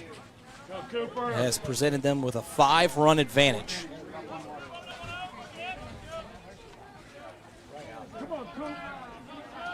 Here comes the 0-1. So, any sign to me of a team when they're playing good or, you're just good throughout whatever's going on, it's like, you score with 2 outs. You keep the game going with 2 outs. And that's something for Badin that they've struggled with this year, and that's something that I think, they've done a little bit better job today, but they need to get that going for the tournament. 1-1 with 2 away. The pitch to Fiehrer. Doesn't offer at downstairs. Are you aware of a statistic that I first learned about in college? I see some local high schools. The base 2 system, which is a way of tracking how you scored in a game. And the idea is that if you get 3 of these 5, B representing big inning, A representing answer first, S score first, or answer back, score first, extended inning, and score with 2 outs. I mean, those things, right. like, as you say those, if you're able to do those things, you probably have a lot of success. The idea is that if you do 3 of 5 of those in a ball game, you win near 75% of the ball games. And Badin, to this point, they scored first. They've had the big inning. One thing they haven't done is score with 2 outs. As this one's going to be sent for a ride down the right field line, but fouled. Swung at ball 4 right there. So run it full. One thing Badin has also done is they have answered back on 2 different occasions. Well, there's definitely been a few momentum shifts in this game for sure. Right now, Big Blue needs to get out of this inning, and they got to go in and put some runs on the board. So News awaiting the sign from Moak. He comes set. Fiehrer awaiting the payoff pitch. Slapped over towards second base. Zapata gloves it. He'll throw it over to Renner. That'll be the 3rd out, but not before the Badin Rams score 3 runs in the bottom half of the 4th. They're up 7-2. We'll head to the top of the 5th. Stay tuned. You're watching Chatterbox Live.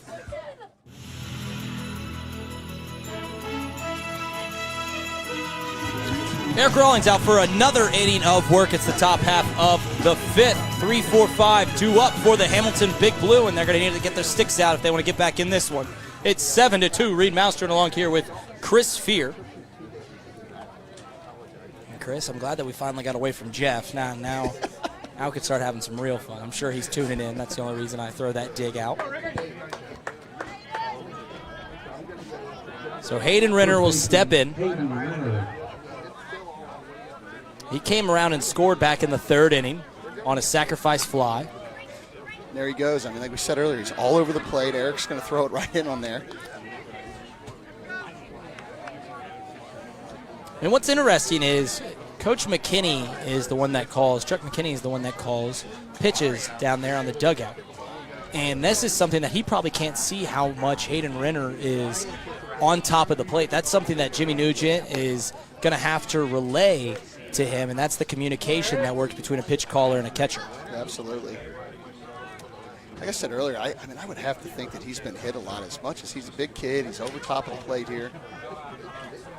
The 1-1 to Renner, and it nearly misses him. 2-1's the count. You know who, being a big Chicago Cubs fan, it almost reminds me of the way that he hits and standing on top of the plate and then kind of begging you to throw on the inside half. Is Anthony Rizzo used to hit like that back Absolutely. Here comes the 2-1 as he hits a missile down the left field line, but it is well fouled. 2-2 now the count. I mean, really, that was a great pitch and a great swing, but I mean, he put that in under his hands and he was able to get to it. And that's kind of the game plan when you're Rawlings throwing on the inside half. Is your options are, you can barrel up a ball, but it's going to be a strike regardless, or you can hit one right off the handles and hit it to one of my infielders. The 2-2 from Rawlings. Nugent setting up on the outside half. It's a fastball, trying to get through the 6-hole. Tips off of Cooper Fiehler's glove on the fully extension, and he'll go into left field for a base knock. And that particular pitch just got a little bit too much middle of the plate right there. It seemed like Nugent was lined up on the outside half. I think they were trying for a strikeout, put it away pitch on the 2-2. And Rawlings, who had been favoring the inside half for the entire at-bat and the entire ball game, eventually just went back to where he came from. So Rawlings kind of hit the 80 pitch mark here. He's probably been a 90 to 100 pitch in most of his outings here recently. Casey Brand's going to come in to run for Hayden Renner. Number 7, Casey Braun. The leadoff man comes on. Braun running for outfield. And we'll see John Alcorn. Running for Alcorn had a single his last time up. Also flew out to center field.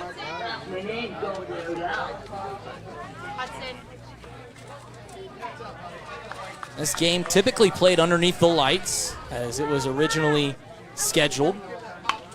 And another base knock for the Hamilton Big Blue as Alcorn squibs one over the glove of Cooper Fiehrer. Runners on first and second, nobody away.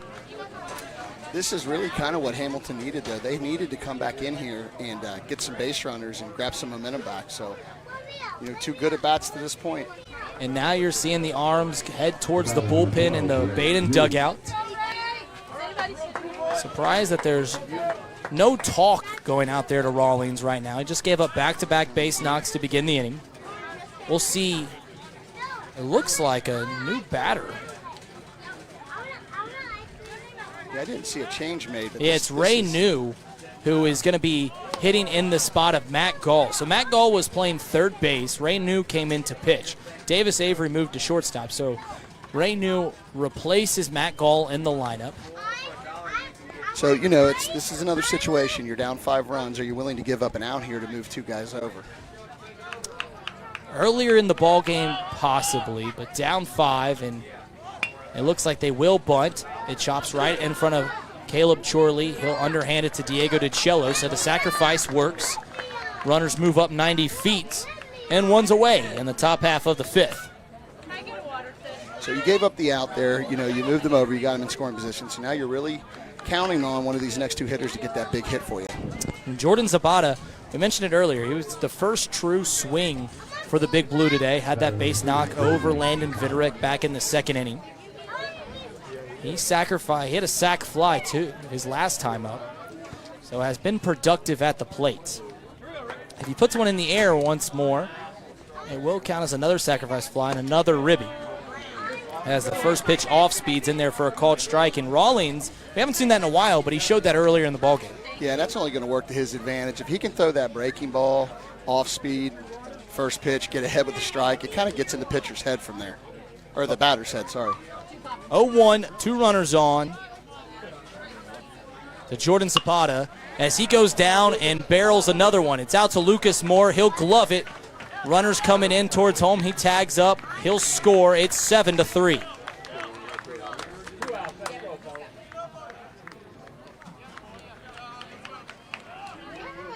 So ball was well hit, just kind of hung up there right at him. But, they moved those runners over, so it's still important that they get a run out of this inning at the very least, and they were able to do that.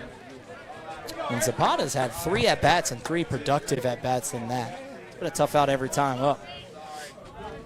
So now we'll see Jamison Lipp step into the batter's box. He went for a ground out to short last time, but it was really well hit. It was a great play by Landon Viderek. Out at second, it's Jonathan Alcorn. Lipp, first pitch swinging at the breaking ball. Fouls it straight back, 0-1. Lipp, he's 0 for 2. He's a season .259 hitter. Of his 14 hits on the year, 3 are of the extra base variety.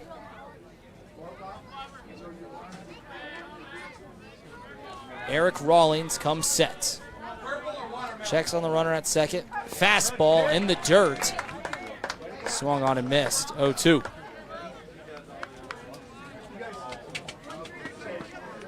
So Rawlings, we said earlier, he's kind of creeping up now on 90 pitches. It'd be interesting to see if he's out for the 6th inning or if this will wrap up the day for him. The 0-2. Breaking ball, Lip weakly hits it between Fiehrer and Vidrick out at shortstop. No play anywhere. And that's an infield single for Lip. You won't see singles hit much weaker than that, but it's a 1B in the scorebook regardless. You just got to hit it where they're not at. Right. It's a funny thing about baseball. You know, you hit line drives and outs, and then you hit some of those into base hits, and they always believe the baseball gods balance everything out for you. Yeah, they always say that they evened out. I must have got the wrong end of the stick. So we're going to see a runner for Lip. Lip's the designated hitter. And to run for him will be number 19, Ashton Kraft. Running for number 5, Jameson Lip. So now we'll see Davis Avery. He singled his last at bat, I believe, Yes, in the right field. So another big spot here for the Blue. Runners on the corner. They're down 4. Now they can chip away with a base knock here. The 0-0 to Avery is going to be swung on, fouled back over the first base dugout, 0-1. Interesting, Coach Lewis here is interested in getting that runner going. I mean, if I'm betting, Jimmy Nugent's throwing that ball through with 2 outs, big-time arm. But Eric is using a leg kick. I mean, he's not slide stepping, and there's an opportunity there if you want to try to take one. Here comes the 0-1. Breaking ball. You know, you're down 4 runs, so you don't want to see your run out of an inning, but it would put 2 runners in scoring position. It's quite the gamble. 7-3, 0-2. Rawlings gets the sign. He kicks, deals, breaking ball in the dirt, swung on and miss. Nugent will throw it over to Chorley at first for the 3rd and final out. 1 run is plated. It's 7-3. We'll head to the home half of the 5th on Chatterbox Live. Big Blue had a run.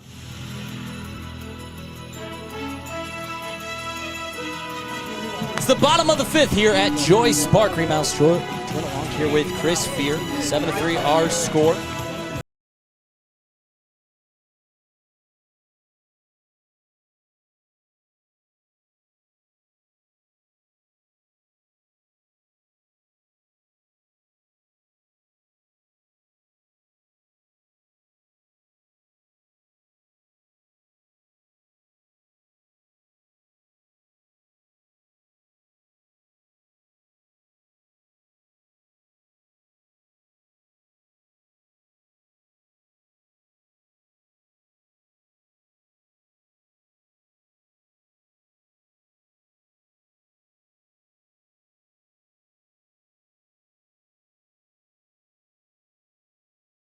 Normally the first full week of May, that's Saturday, sometimes right before the day before Mother's Day.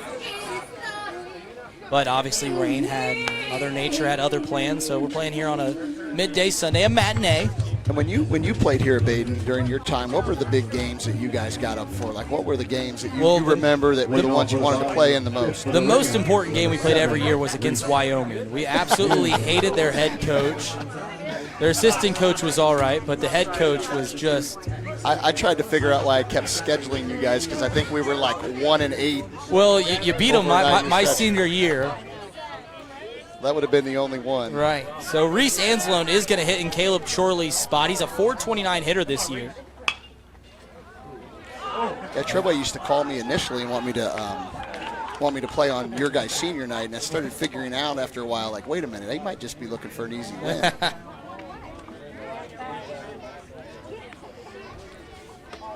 I believe we lost to you guys my senior year, which would have been 2014. And I think it put our team into an existential crisis. We had two coaches or team meetings after the game, and as this one's popped up and almost a great play out in right field, Jonathan Alcorn, they're going to call it out. Wow. I think it jarred around in the glove, but I don't think it ever hit the grass. They're going to say it was a catch, and what a play by Jonathan Alcorn. I don't think you could see it on the screen here, but it was a full extension on a ball that just hung up long enough. I mean, that was an incredible effort. From our perspective, I didn't think he was even going to be able to get to it. No, I was just continuing on the banter because I thought it was just going to be a foul ball. But what an effort by Jonathan Alcorn. And that's the first out for Ray New. I'd be surprised to see DeCello put a bunt down here. That third baseman's even. First pitch misses outside, 1-0. DeCello's 0 for 2 on the day. We mentioned not having the best season at the plate, but plays a really nice glove. A guy who's in the lineup every day, a 210 hitter. The 1-0.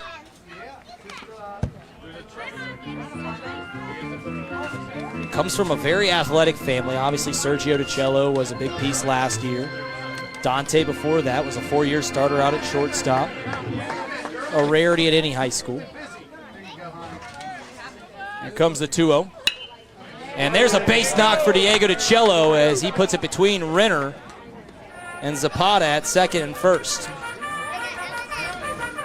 Yeah, he went, he was away 2 pitches, and he put that one right in over the middle half of the plate, and Diego turned on it quickly. So we'll see Mark Holderbach come in. He led off the 4th inning with a base knock, came around and scored. The first of 3 runs to score that inning. Mark's just a scrappy player, a real team guy. He'll do whatever you ask of him.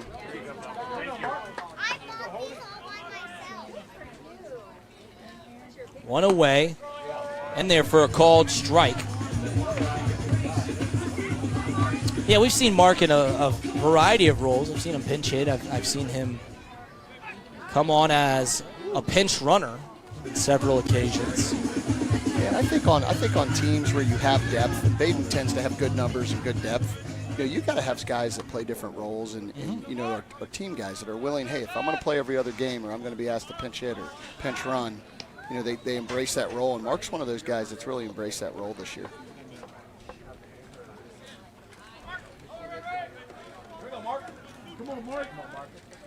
DeCello on first.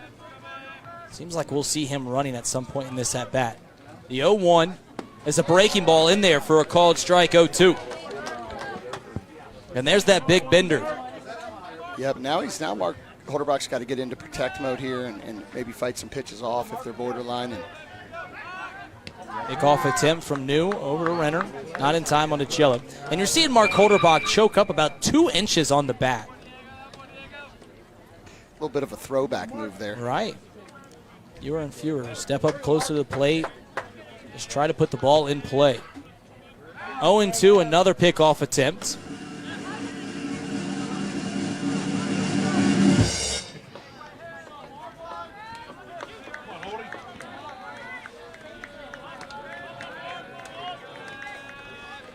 Diego getting his lead off of first.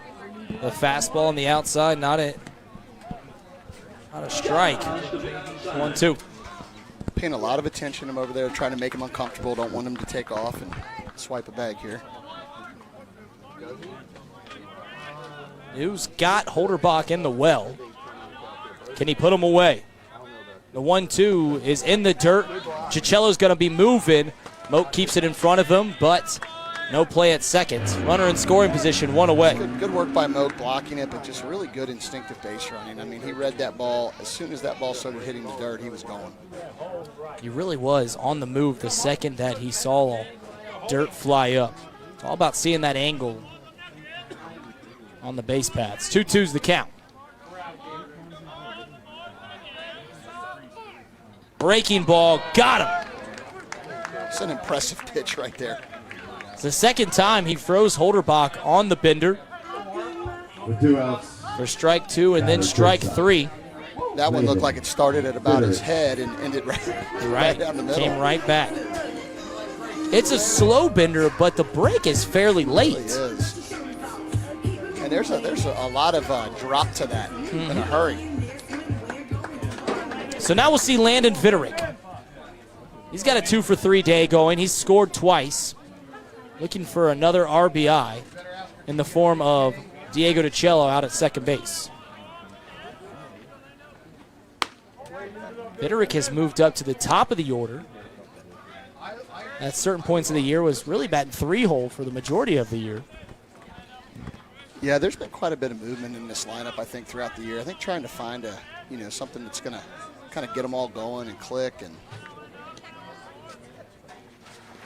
in the dirt, DiCello's going to be taking third with ease as the curveball bounces out in front of home plate. And you're really not giving up much speed with Fiehrer at the top. I mean, he's probably just about as fast as Lucas Moore, if not faster. So, yeah, we saw the speed during the football season. A lot of breakaway touchdowns for the quarterback. Landon sort of runs with what almost looks like effortless. It's an effortless movement, and it's just so fast. I was always envious of those guys. Yeah. I had to churn for every MPH I got, and there wasn't a whole lot of them. Fortunately, my kids, I think, run about the same as I did. So 2-1's the count. Misses downstairs. So fun story. My sophomore year in high school, during the tournament run, they bring up a couple of junior varsity players to come be a part of the tournament run. And I was one of them and was brought up. And Chuck McKinney wanted to see me run a 60. He thought about, hey, maybe we'll see if you can pinch run for us. And at the end of my 60, he didn't even tell me my time. He said, that's all we need from you, Reid. That's great. As the 3-1's going to be fouled back. Full count.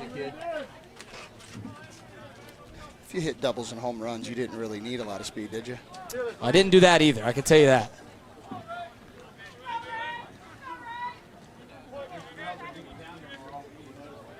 Not a whole lot of love for a slap-hitting slow guy. Full count pitch to Landon Fiehrer. Fouled back. We'll do it again.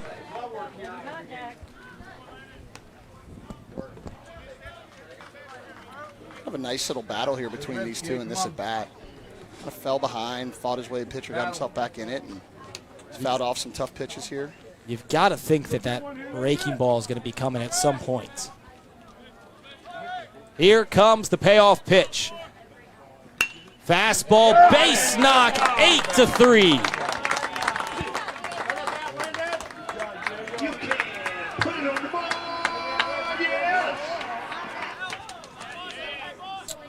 So Badin has scored a run in every inning but the second. They scored 3 in the first, 1 in the third, 3 in the fourth, and then just 1 so far here in the fifth. A constant tack on.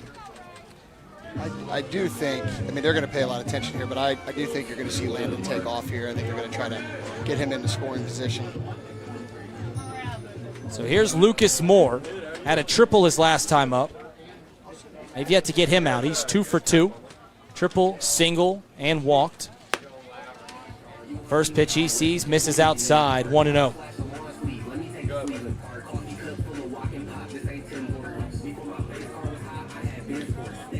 Fiehrer over at first. Ray New out on his second inning of work. He came in relief for Davis Avery midway through the fourth inning.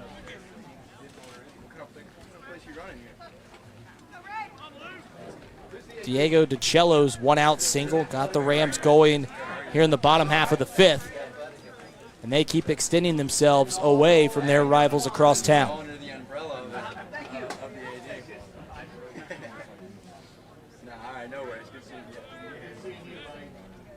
1-0's the count. And Fiehrer moving. Moore will foul it. Yeah, I'd say when Fiehrer on first, if you're going to use a high leg kick, he's going. It's almost automatic.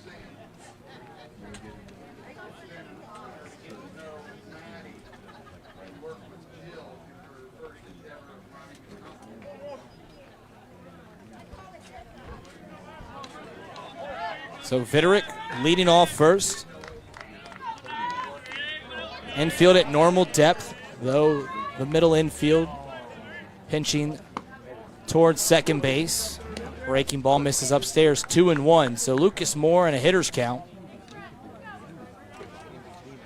You know, as important as it is just like to pick and keep him close and let him be uncomfortable, it also works to the advantage with facing the batter. I mean, it's frustrating for a batter to see a pitch, watch him pick off twice.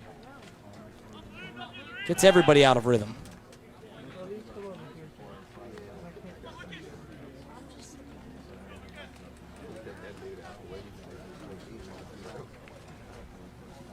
Two, 1, our count.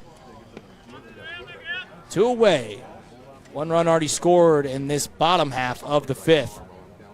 Misses upstairs. New can't find the zone. 3-1 to Lucas Moore. I mentioned Moore cleared the bases with a triple his last time around, or a single, then an error. Depends on the score. The 2 runs did come aboard. We can find a gap again. Fiehrer trying to make it 3. Fiehler's moving, a called strike 2. So give a stolen base to Fiehrer. And a full count to Moore. New trying to retire Lucas Moore for the first time today.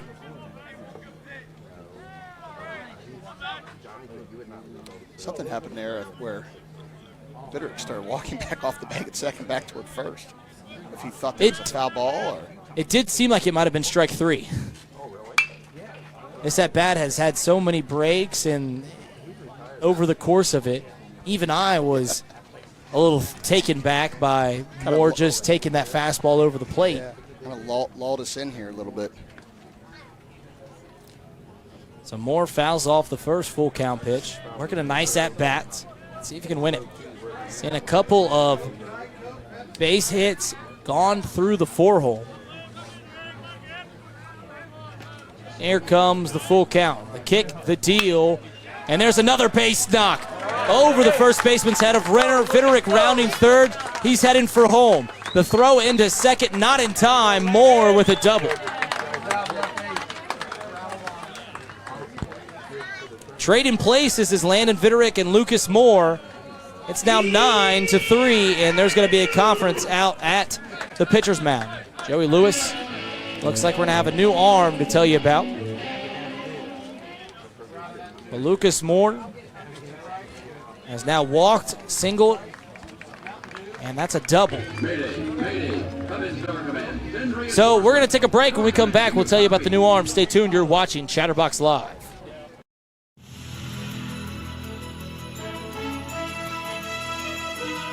Welcome back to Joyce Park Alumni Field. 9-3 our score. And Jamison Lip is replacing Ray New on the bump.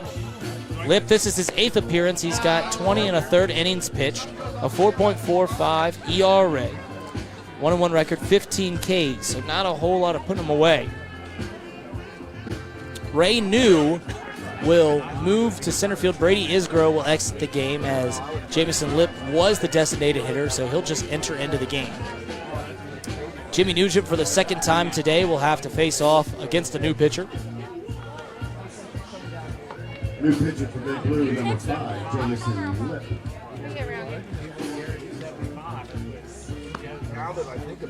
But Hamilton won this game last year. Obviously, the game wasn't played back in 2020. Badin won back in 2019, and that's about the far as the top of my noggin knows this rivalry. I do know that Hamilton won both in 2013 and 2014. The latter coming via a run rule, which wasn't a whole lot of fun. I would imagine that post-game talk with the coaches wasn't a lot of fun either. We weren't allowed wearing the jerseys out of the dugout. I think I've heard that story a few times. We were told to take off the jerseys. I may have read some quotes in the paper, too, the next day. As we weren't worthy of them. Which is fair on that specific day. The batter, number 8 catcher, Jimmy. So Nugent, 1 for 3 on the day. Came around and scored. Singled all the way back in the first inning. Nice rip. Since then has popped out and struck out. Badin's done a good job here with 2 outs in this inning to keep, knocking some runs in and keep this thing moving. So Jimmy Nugent's got an opportunity to do that same thing right now. Lip coming in to stop the bleeding and to keep this a 6-run ball game. First pitch in there for a called strike.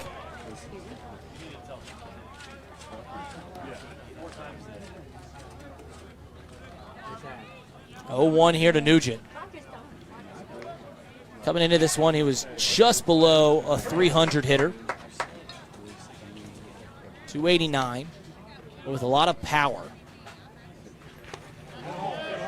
Holds off the breaking ball. 1-1.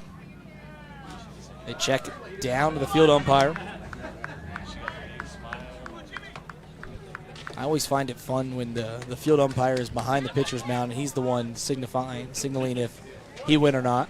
Yeah, we've always, as coaches, you always question, can you really make that call? It's almost you'd rather the home plate umpire just keep his decision. It's just a chance. As this one's going to be in the dirt, Moore's going to take third.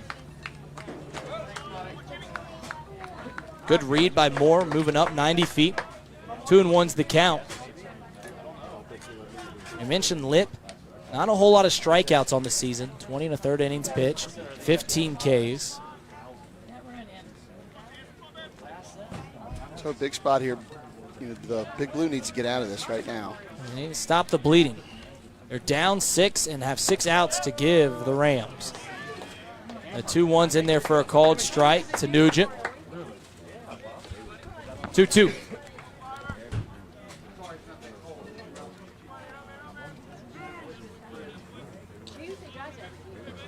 Chance to tack on for the Rams.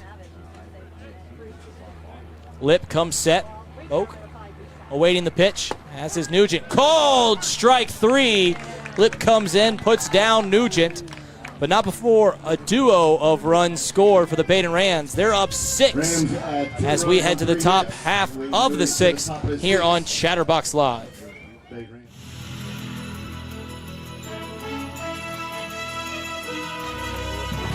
We're headed to the top half of the 6th. Due up for the Hamilton Big Blue. Cornell Bennett, then back to the top of the order. Looks like Aiden Vandy Hatter's in for Rawlings. So another dual sport athlete, Aiden Van de Hatter. On the season, Aiden, this will be his 9th appearance, 13 and 2/3 innings pitch, 22 Ks, so a nice K per inning ratio and a 1.02 ERA. He's kind of turned into a go-to guy for them on relief. At first base. Leading off the top of the 6th. So we'll see Cornell Bennett. He's 0 for 1, struck out his first time around, sacrificed himself back in the 4th inning. I mentioned him before, he hasn't been a starter all season long, but has earned himself into the lineup. Has played a nice glove this year for the Big Blue. 1-0 is waved at. Got some great cleats on right now. Those are sharp. Not sure the gold fits in with the Big Blue color scheme. I was wondering that earlier. This is upstairs. I talked about it earlier, but I'll bring it up again. First person I've ever seen wear stirrups and just have the ankle socks underneath. Here comes the 2-1. Popped up in the infield. Underneath it will be Diego DiCello. He's calling for it. He'll have it for the first down. So 1 up, 1 down for Aiden Vander Hatter.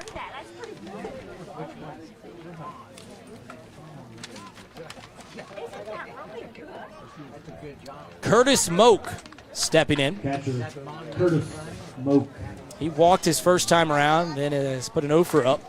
Struck out looking, grounded out to Landon Vitterick last time. Didn't miss the last at bat by a whole lot. Misses upstairs, 1-0.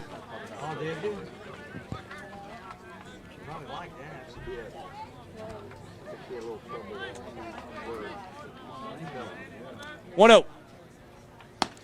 Upstairs, 2-0.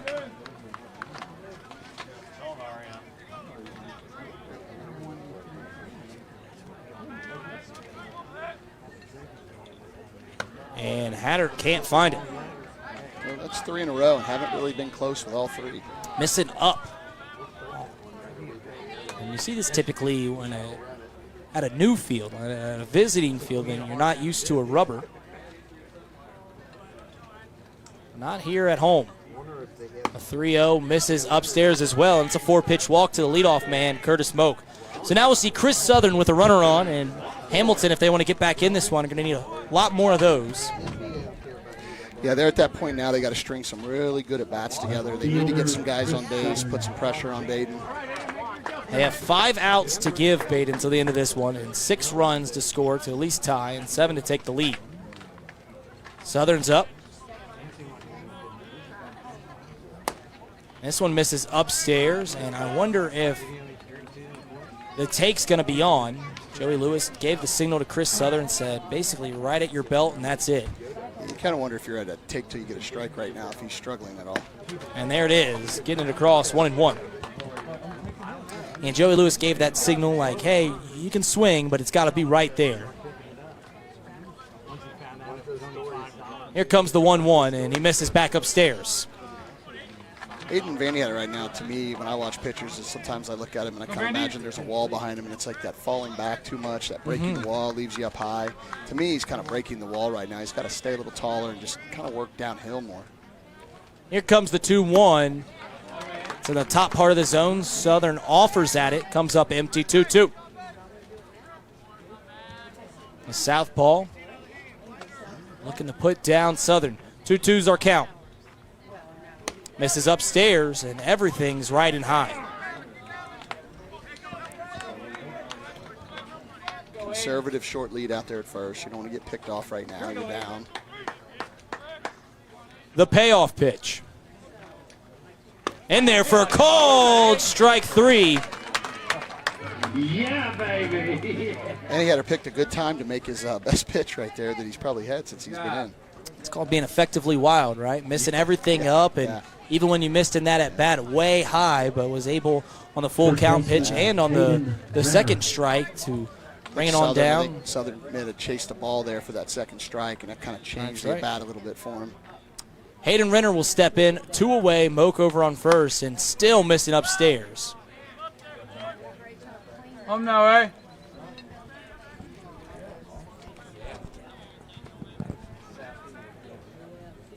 Moak over on first. 9-3 our score out of Joyce Park. Remouster along here with Chris Fiehrer. Coach Fiehrer. 2-0's the count to Renner. Renner had a base hit his last time around. He scored twice, and Coach McKinney's going to go out there and talk to the southpaw. Kind of thought this might have happened a little earlier than it did. I think they were trying to maybe give him the opportunity to work through it on his own, and I'm sure Coach McKinney's got some words of wisdom right now, things to change. And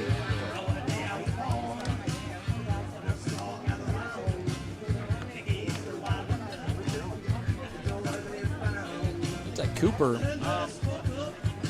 give a nice little leg kick there in that discussion. Well, must have been acting out whatever Coach McKinney was discussing. I was hoping that meant that Cooper Fiehrer was needed to get hot. He's warmed up a few times the last week or two. Got 2 appearances on the season. Here comes the 2-0 to Hayden Renner. And he's hacking at the 2-0, fouls it back, 2-1. It's a great mindset by Renner there, though. You know, you're down 2-0. The pitching coach just goes out, talks to him. You know he's going to come right at you with a fastball there. Renner on the year, a .327 hitter coming into today. As he fouls one straight back, 2-2. So you mentioned earlier now, you know, when you foul ball straight back, that means he's on you. Yep. So, you know, wouldn't be shocked to see something off speed here. We've yet to see an off-speed pitch from Aiden, as he's been working behind hitters more often than not. And this misses downstairs in the dirt. We'll run it full. So Moak will be moving.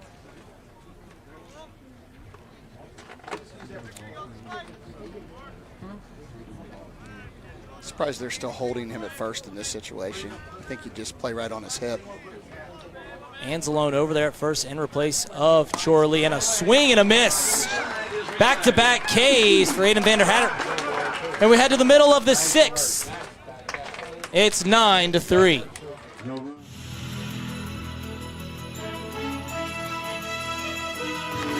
So it's the bottom of the 6th here on Chatterbox Live. Remaster along here with Chris Fiehrer. Clinton Moak will take the rubber for the Hamilton Big Blue. So Jamison Lipp comes in, gets the strikeout. We were just talking earlier at the break, and we actually were talking about Clint Moak, and just a lot of positives. I've been hearing about him, so I'm excited to get to see him throw today.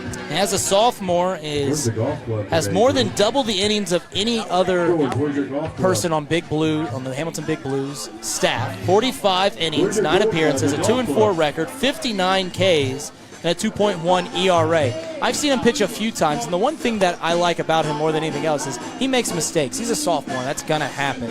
Gives up hits, gives up walks. He fights through them. He's a dog out there on the rubber. Yeah, it sounds like from what you were saying, he's just a competitor. And, I mean, that's really what you want on the pitching mound, right? You want a really competitive kid. And he'll be throwing to his older brother, Curtis. So this is a fun experience for his dad, being on the staff at Hamilton, getting to watch his boys play together, and then obviously when they're pitching, getting to have one catch, one pitch. Obviously, I caught my older brother was a pitcher, Matthew, and I'm glad I never got to catch him. Probably would have wringed his neck more than I already want to.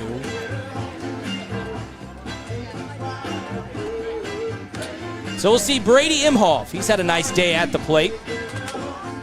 2 for 2, was hit by pitches last time around. He scored back in the 3rd inning. Good pitcher for Big Blue, number 33, Clint Moak. Leading off the 6th for your Rams, number 2, Brady. So it's the bottom of the 6th inning. Badin has a 6-run lead. They've scored in every inning but the 2nd. First pitch from Clint Moak. Fouled back, 0-1.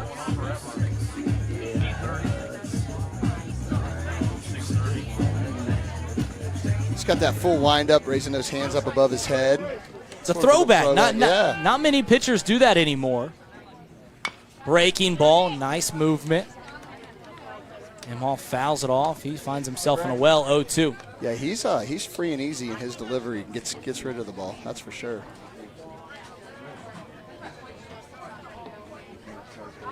Not very big out there on the rubber, but he's got a really nice arm. Here comes the 0-2. Grounded out to Cornell Bennett. He'll throw it across the diamond to Renner, and they'll have it for the first out. So they retire Imhoff for the first time today. Kyle Stevenson steps in.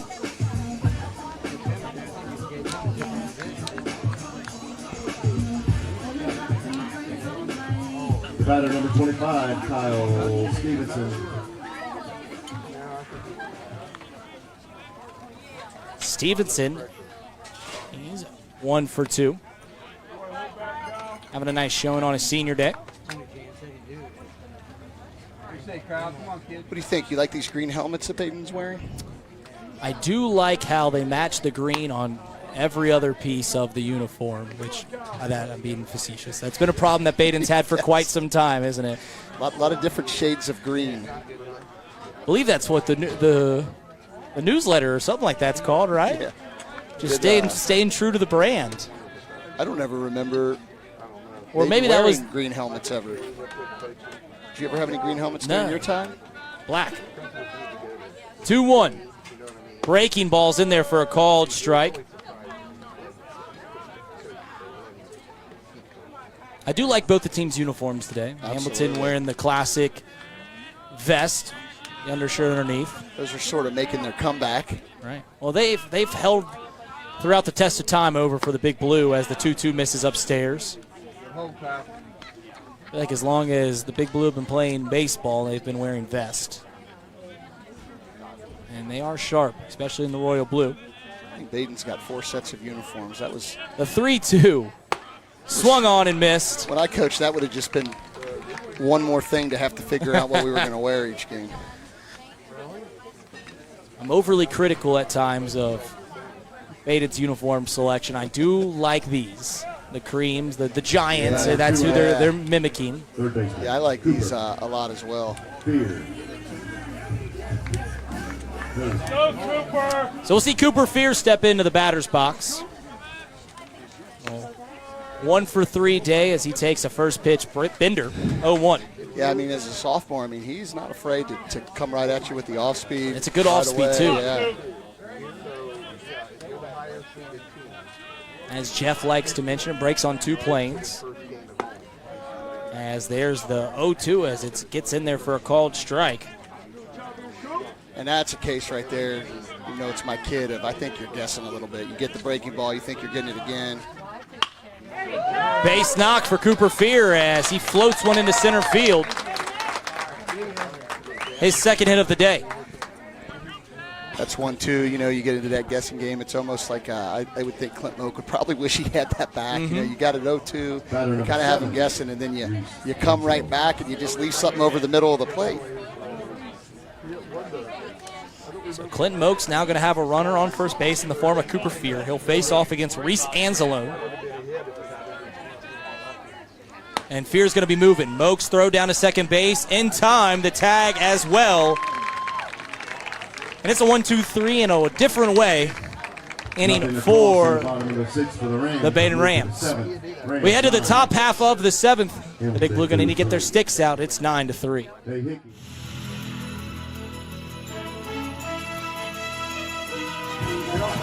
It's the top of the 7th here at Joyce Park. I'm Reid Masterlunk here with Chris Fiehrer. We're at Alumni Field in the annual edition. Battle of Hamilton. The Rams of Badin and the Big Blue of Hamilton High. Badin looking to close this one out, and the senior Luke Enderle will come out to shut the door in this 9-3 ball game. Yeah, and Luke's a softer throwing lefty, a lot of off speed, hits his spots. Has done really, you know, in any opportunity given this year, he's kind of done what's been asked of him. So it's great to see him get out here on senior day and get an inning. He came in a big moment against Moeller and did a really nice job out on the rubber. This will be his 7th appearance. He's 6 1/3 innings pitched, a 0 ERA for Enderle. And you know, you played a long time, so you know what is it about soft throwing lefties that just cause aggressive teams so many issues? Well, it's just the fact of if you have some movement on a ball and keep it away, guys get in the box and they don't have to worry about it. They don't have to worry about striking out necessarily because they're sitting here going, all right, well, I know I don't have to defend myself. I can just go out and be in full attack mode, and that's what these guys live off of, right? I mean, they get that soft contact. I mean, that's kind of in Enderle's 2 years with Badin. You know, if you look, he's kind of found himself against good teams, big schools, kind of getting thrown into those games. At least he pitched last year in this game. Hamilton was able to win at Stang Field last year. Badin looking 3 outs away from winning at their home field. These teams didn't always play against each other. I believe it was the early 90s or late 80s when they started playing, really getting after playing every single year. You know, I'm sure, I mean, your dad would remember these well, but it would be great to see him bring back the Butler County tournament again at some point during the baseball season. Right. Probably be better if they did it early in the year, you know. I know some GMC teams didn't like it because they were playing, you know, against each other multiple times. But that would be fun to present itself again. As the first pitch to Jonathan Alcorn misses upstairs. So John Alcorn, Ray New, then Jordan Zapata, 2 up for the Hamilton Big Blue, and Enderle finds himself behind 2-0. Yeah, and he's up in the zone a little bit right now, and that is a dangerous place to be. The 2-0's in there for a called strike, 2-1. So we mentioned he has a 0 ERA on the year. His whip is about 1.1, so he's allowing about a base runner an inning. Here comes the 2-1. It's in the dirt as it bounces and skips back to the backstop. 3-1. You know, to be successful against a softer throwing, especially a lefty, is you just got to have extreme patience, and you got to really focus on driving the ball the other way. So many guys get in there and just want to pull everything. As that's going to be a leadoff walk for Enderley, and the Hamilton Big Blue have a base runner Jason Meisky, can you come up here? in the top half of the 7th. So we'll see Ray New. Batter number 12, Ray New. Tony told me you welch on deck. So Alcorn over at first. Enderley looking to come back. You notice Landon Fiedrich over there at shortstop is guarding the 6 hole just a little bit more with a slower throwing pitcher on the mound. And a bit of a shift. Looks like Rodney Rachel entered the game at some point for Lucas Moore in center field. He's patrolling center field, and Cooper Fiehrer gloves it, throws it over to second base. The turn over to first, not in time. So they do get one. The shift does work at that time. And it's a 5-4 put out. And New's going to be on first with the fielder's choice.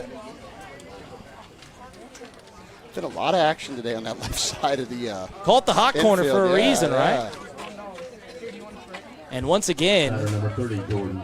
Fiedrich's going to play close to that 6 hole, opening up the center of the field. One away, Jordan Zapata at the plate. First pitch in there for a called strike. And Zapata's been a tough out all day. 2 sacrifice flies and a single to his day. He's hit the ball hard just about every time up. This one misses outside. Is it curling? I can't tell. Mentioned the Big Blue will face off against Little Miami on Tuesday. First round action. The Big Blue got a 20th seed in the tournament. Was a bit surprising. But we talked about Division I just being such a tough level, as this one's going to miss upstairs. It's 3-1. It really is. I mean, that is, you think about all these Division I schools locally and they get into that sectional, and it's a bear to get through that. Middletown received the 22nd seed, and they actually beat Oak Hills and Mason Yeah, in the same week. they're doing a great job at Middletown. I mean, you know, they're turning that corner, and you know, to beat those 2 teams, I mean, those are 2 of the better teams in the city. Now, granted, they lost the next 8 games, but they did beat beat Oak Hills and Mason. As the 3-2 is going to miss upstairs for a walk. Runners on first and second now. You know, when you got a lead, granted, whatever, when you got a lead, that's just the one thing you don't want to see is Batter anybody 1, start number walking. 33, Clint. You'll take, as a coach, you'll take them beating it around the field. You'll take them lacing doubles and whole 9 yards. You don't want to see errors and walks, no free passes. So we'll see Clint Moak hit for Jamison Lip. Moak does not have many at-bats on the year.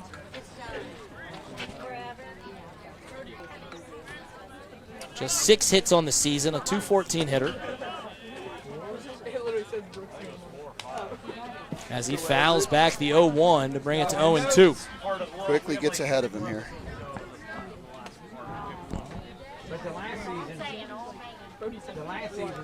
And you know, when you're with Luke Enderley's makeup, he's not really, doesn't have really like a put away strike you out pitch. This really becomes now 0-2. You got to locate. Here comes the 0-2. In the dirt. It's always interesting for guys that don't rely on strikeouts. When they get to the 2 strike, it's almost like it short circuits their brain. They're like, I don't know what to throw in this situation. I've never been here. Yep. And I think even as, like, if you know whether it's your catcher calling pitches or a coach, I mean, I think you kind of, you know, you start second-guess yourself, too, trying to figure out what the best option is. Right. Yeah, you start thinking, all right, how can we get the strikeout here? Which typically just leads to letting the batter get back into the count because you're just throwing balls in the dirt or throwing one high like the 1-2 missed right there. Here's the 2-2 offering. Enderley comes set, but Moak awaiting the pitch, and he swings and misses. A strikeout for Luke Enderley. Well, we just spent 30 seconds talking about he's not really going to strike guys out, and then he strikes a guy out. Came back. Batter with 2 outs. Threw it down low. Avery.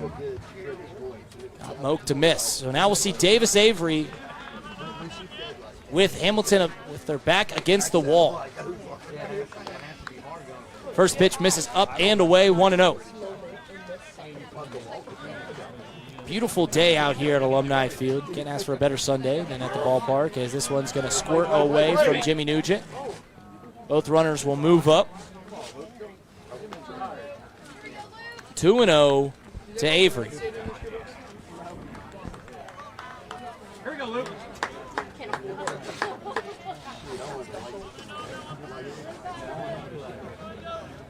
Enderle kicks, deals in there for a called strike. Avery was waiting, taking all along.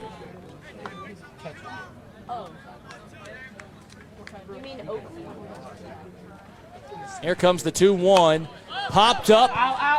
Jimmy Nugent's going to give chase. He'll wait for it to come down to earth.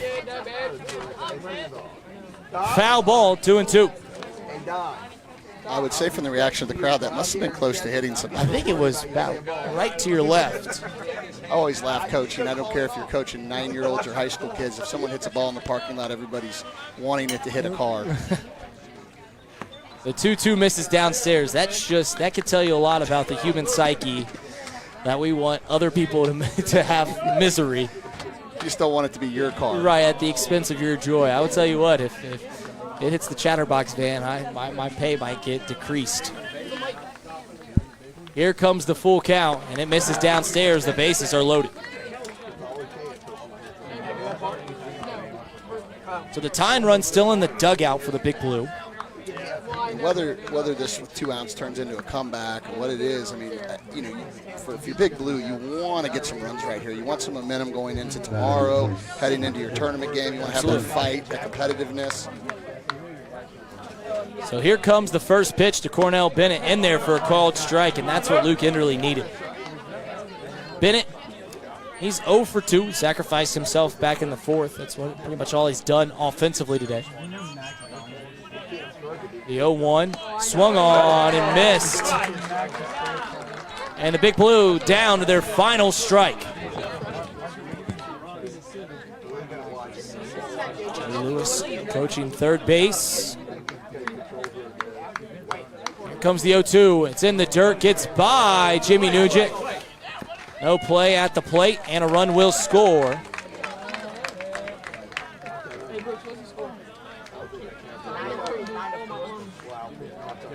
And I'm sure it's the last thing on Luke Enderle's mind right now. But his perfect 0 ERA just got spoiled. Thought the same thing when that happened. And being so we're talking about high school kids, I bet he probably has an inkling too. A little extra frustrated that one got by there. The 1-2 misses downstairs in the dirt. 2-2 to Cornell Bennett.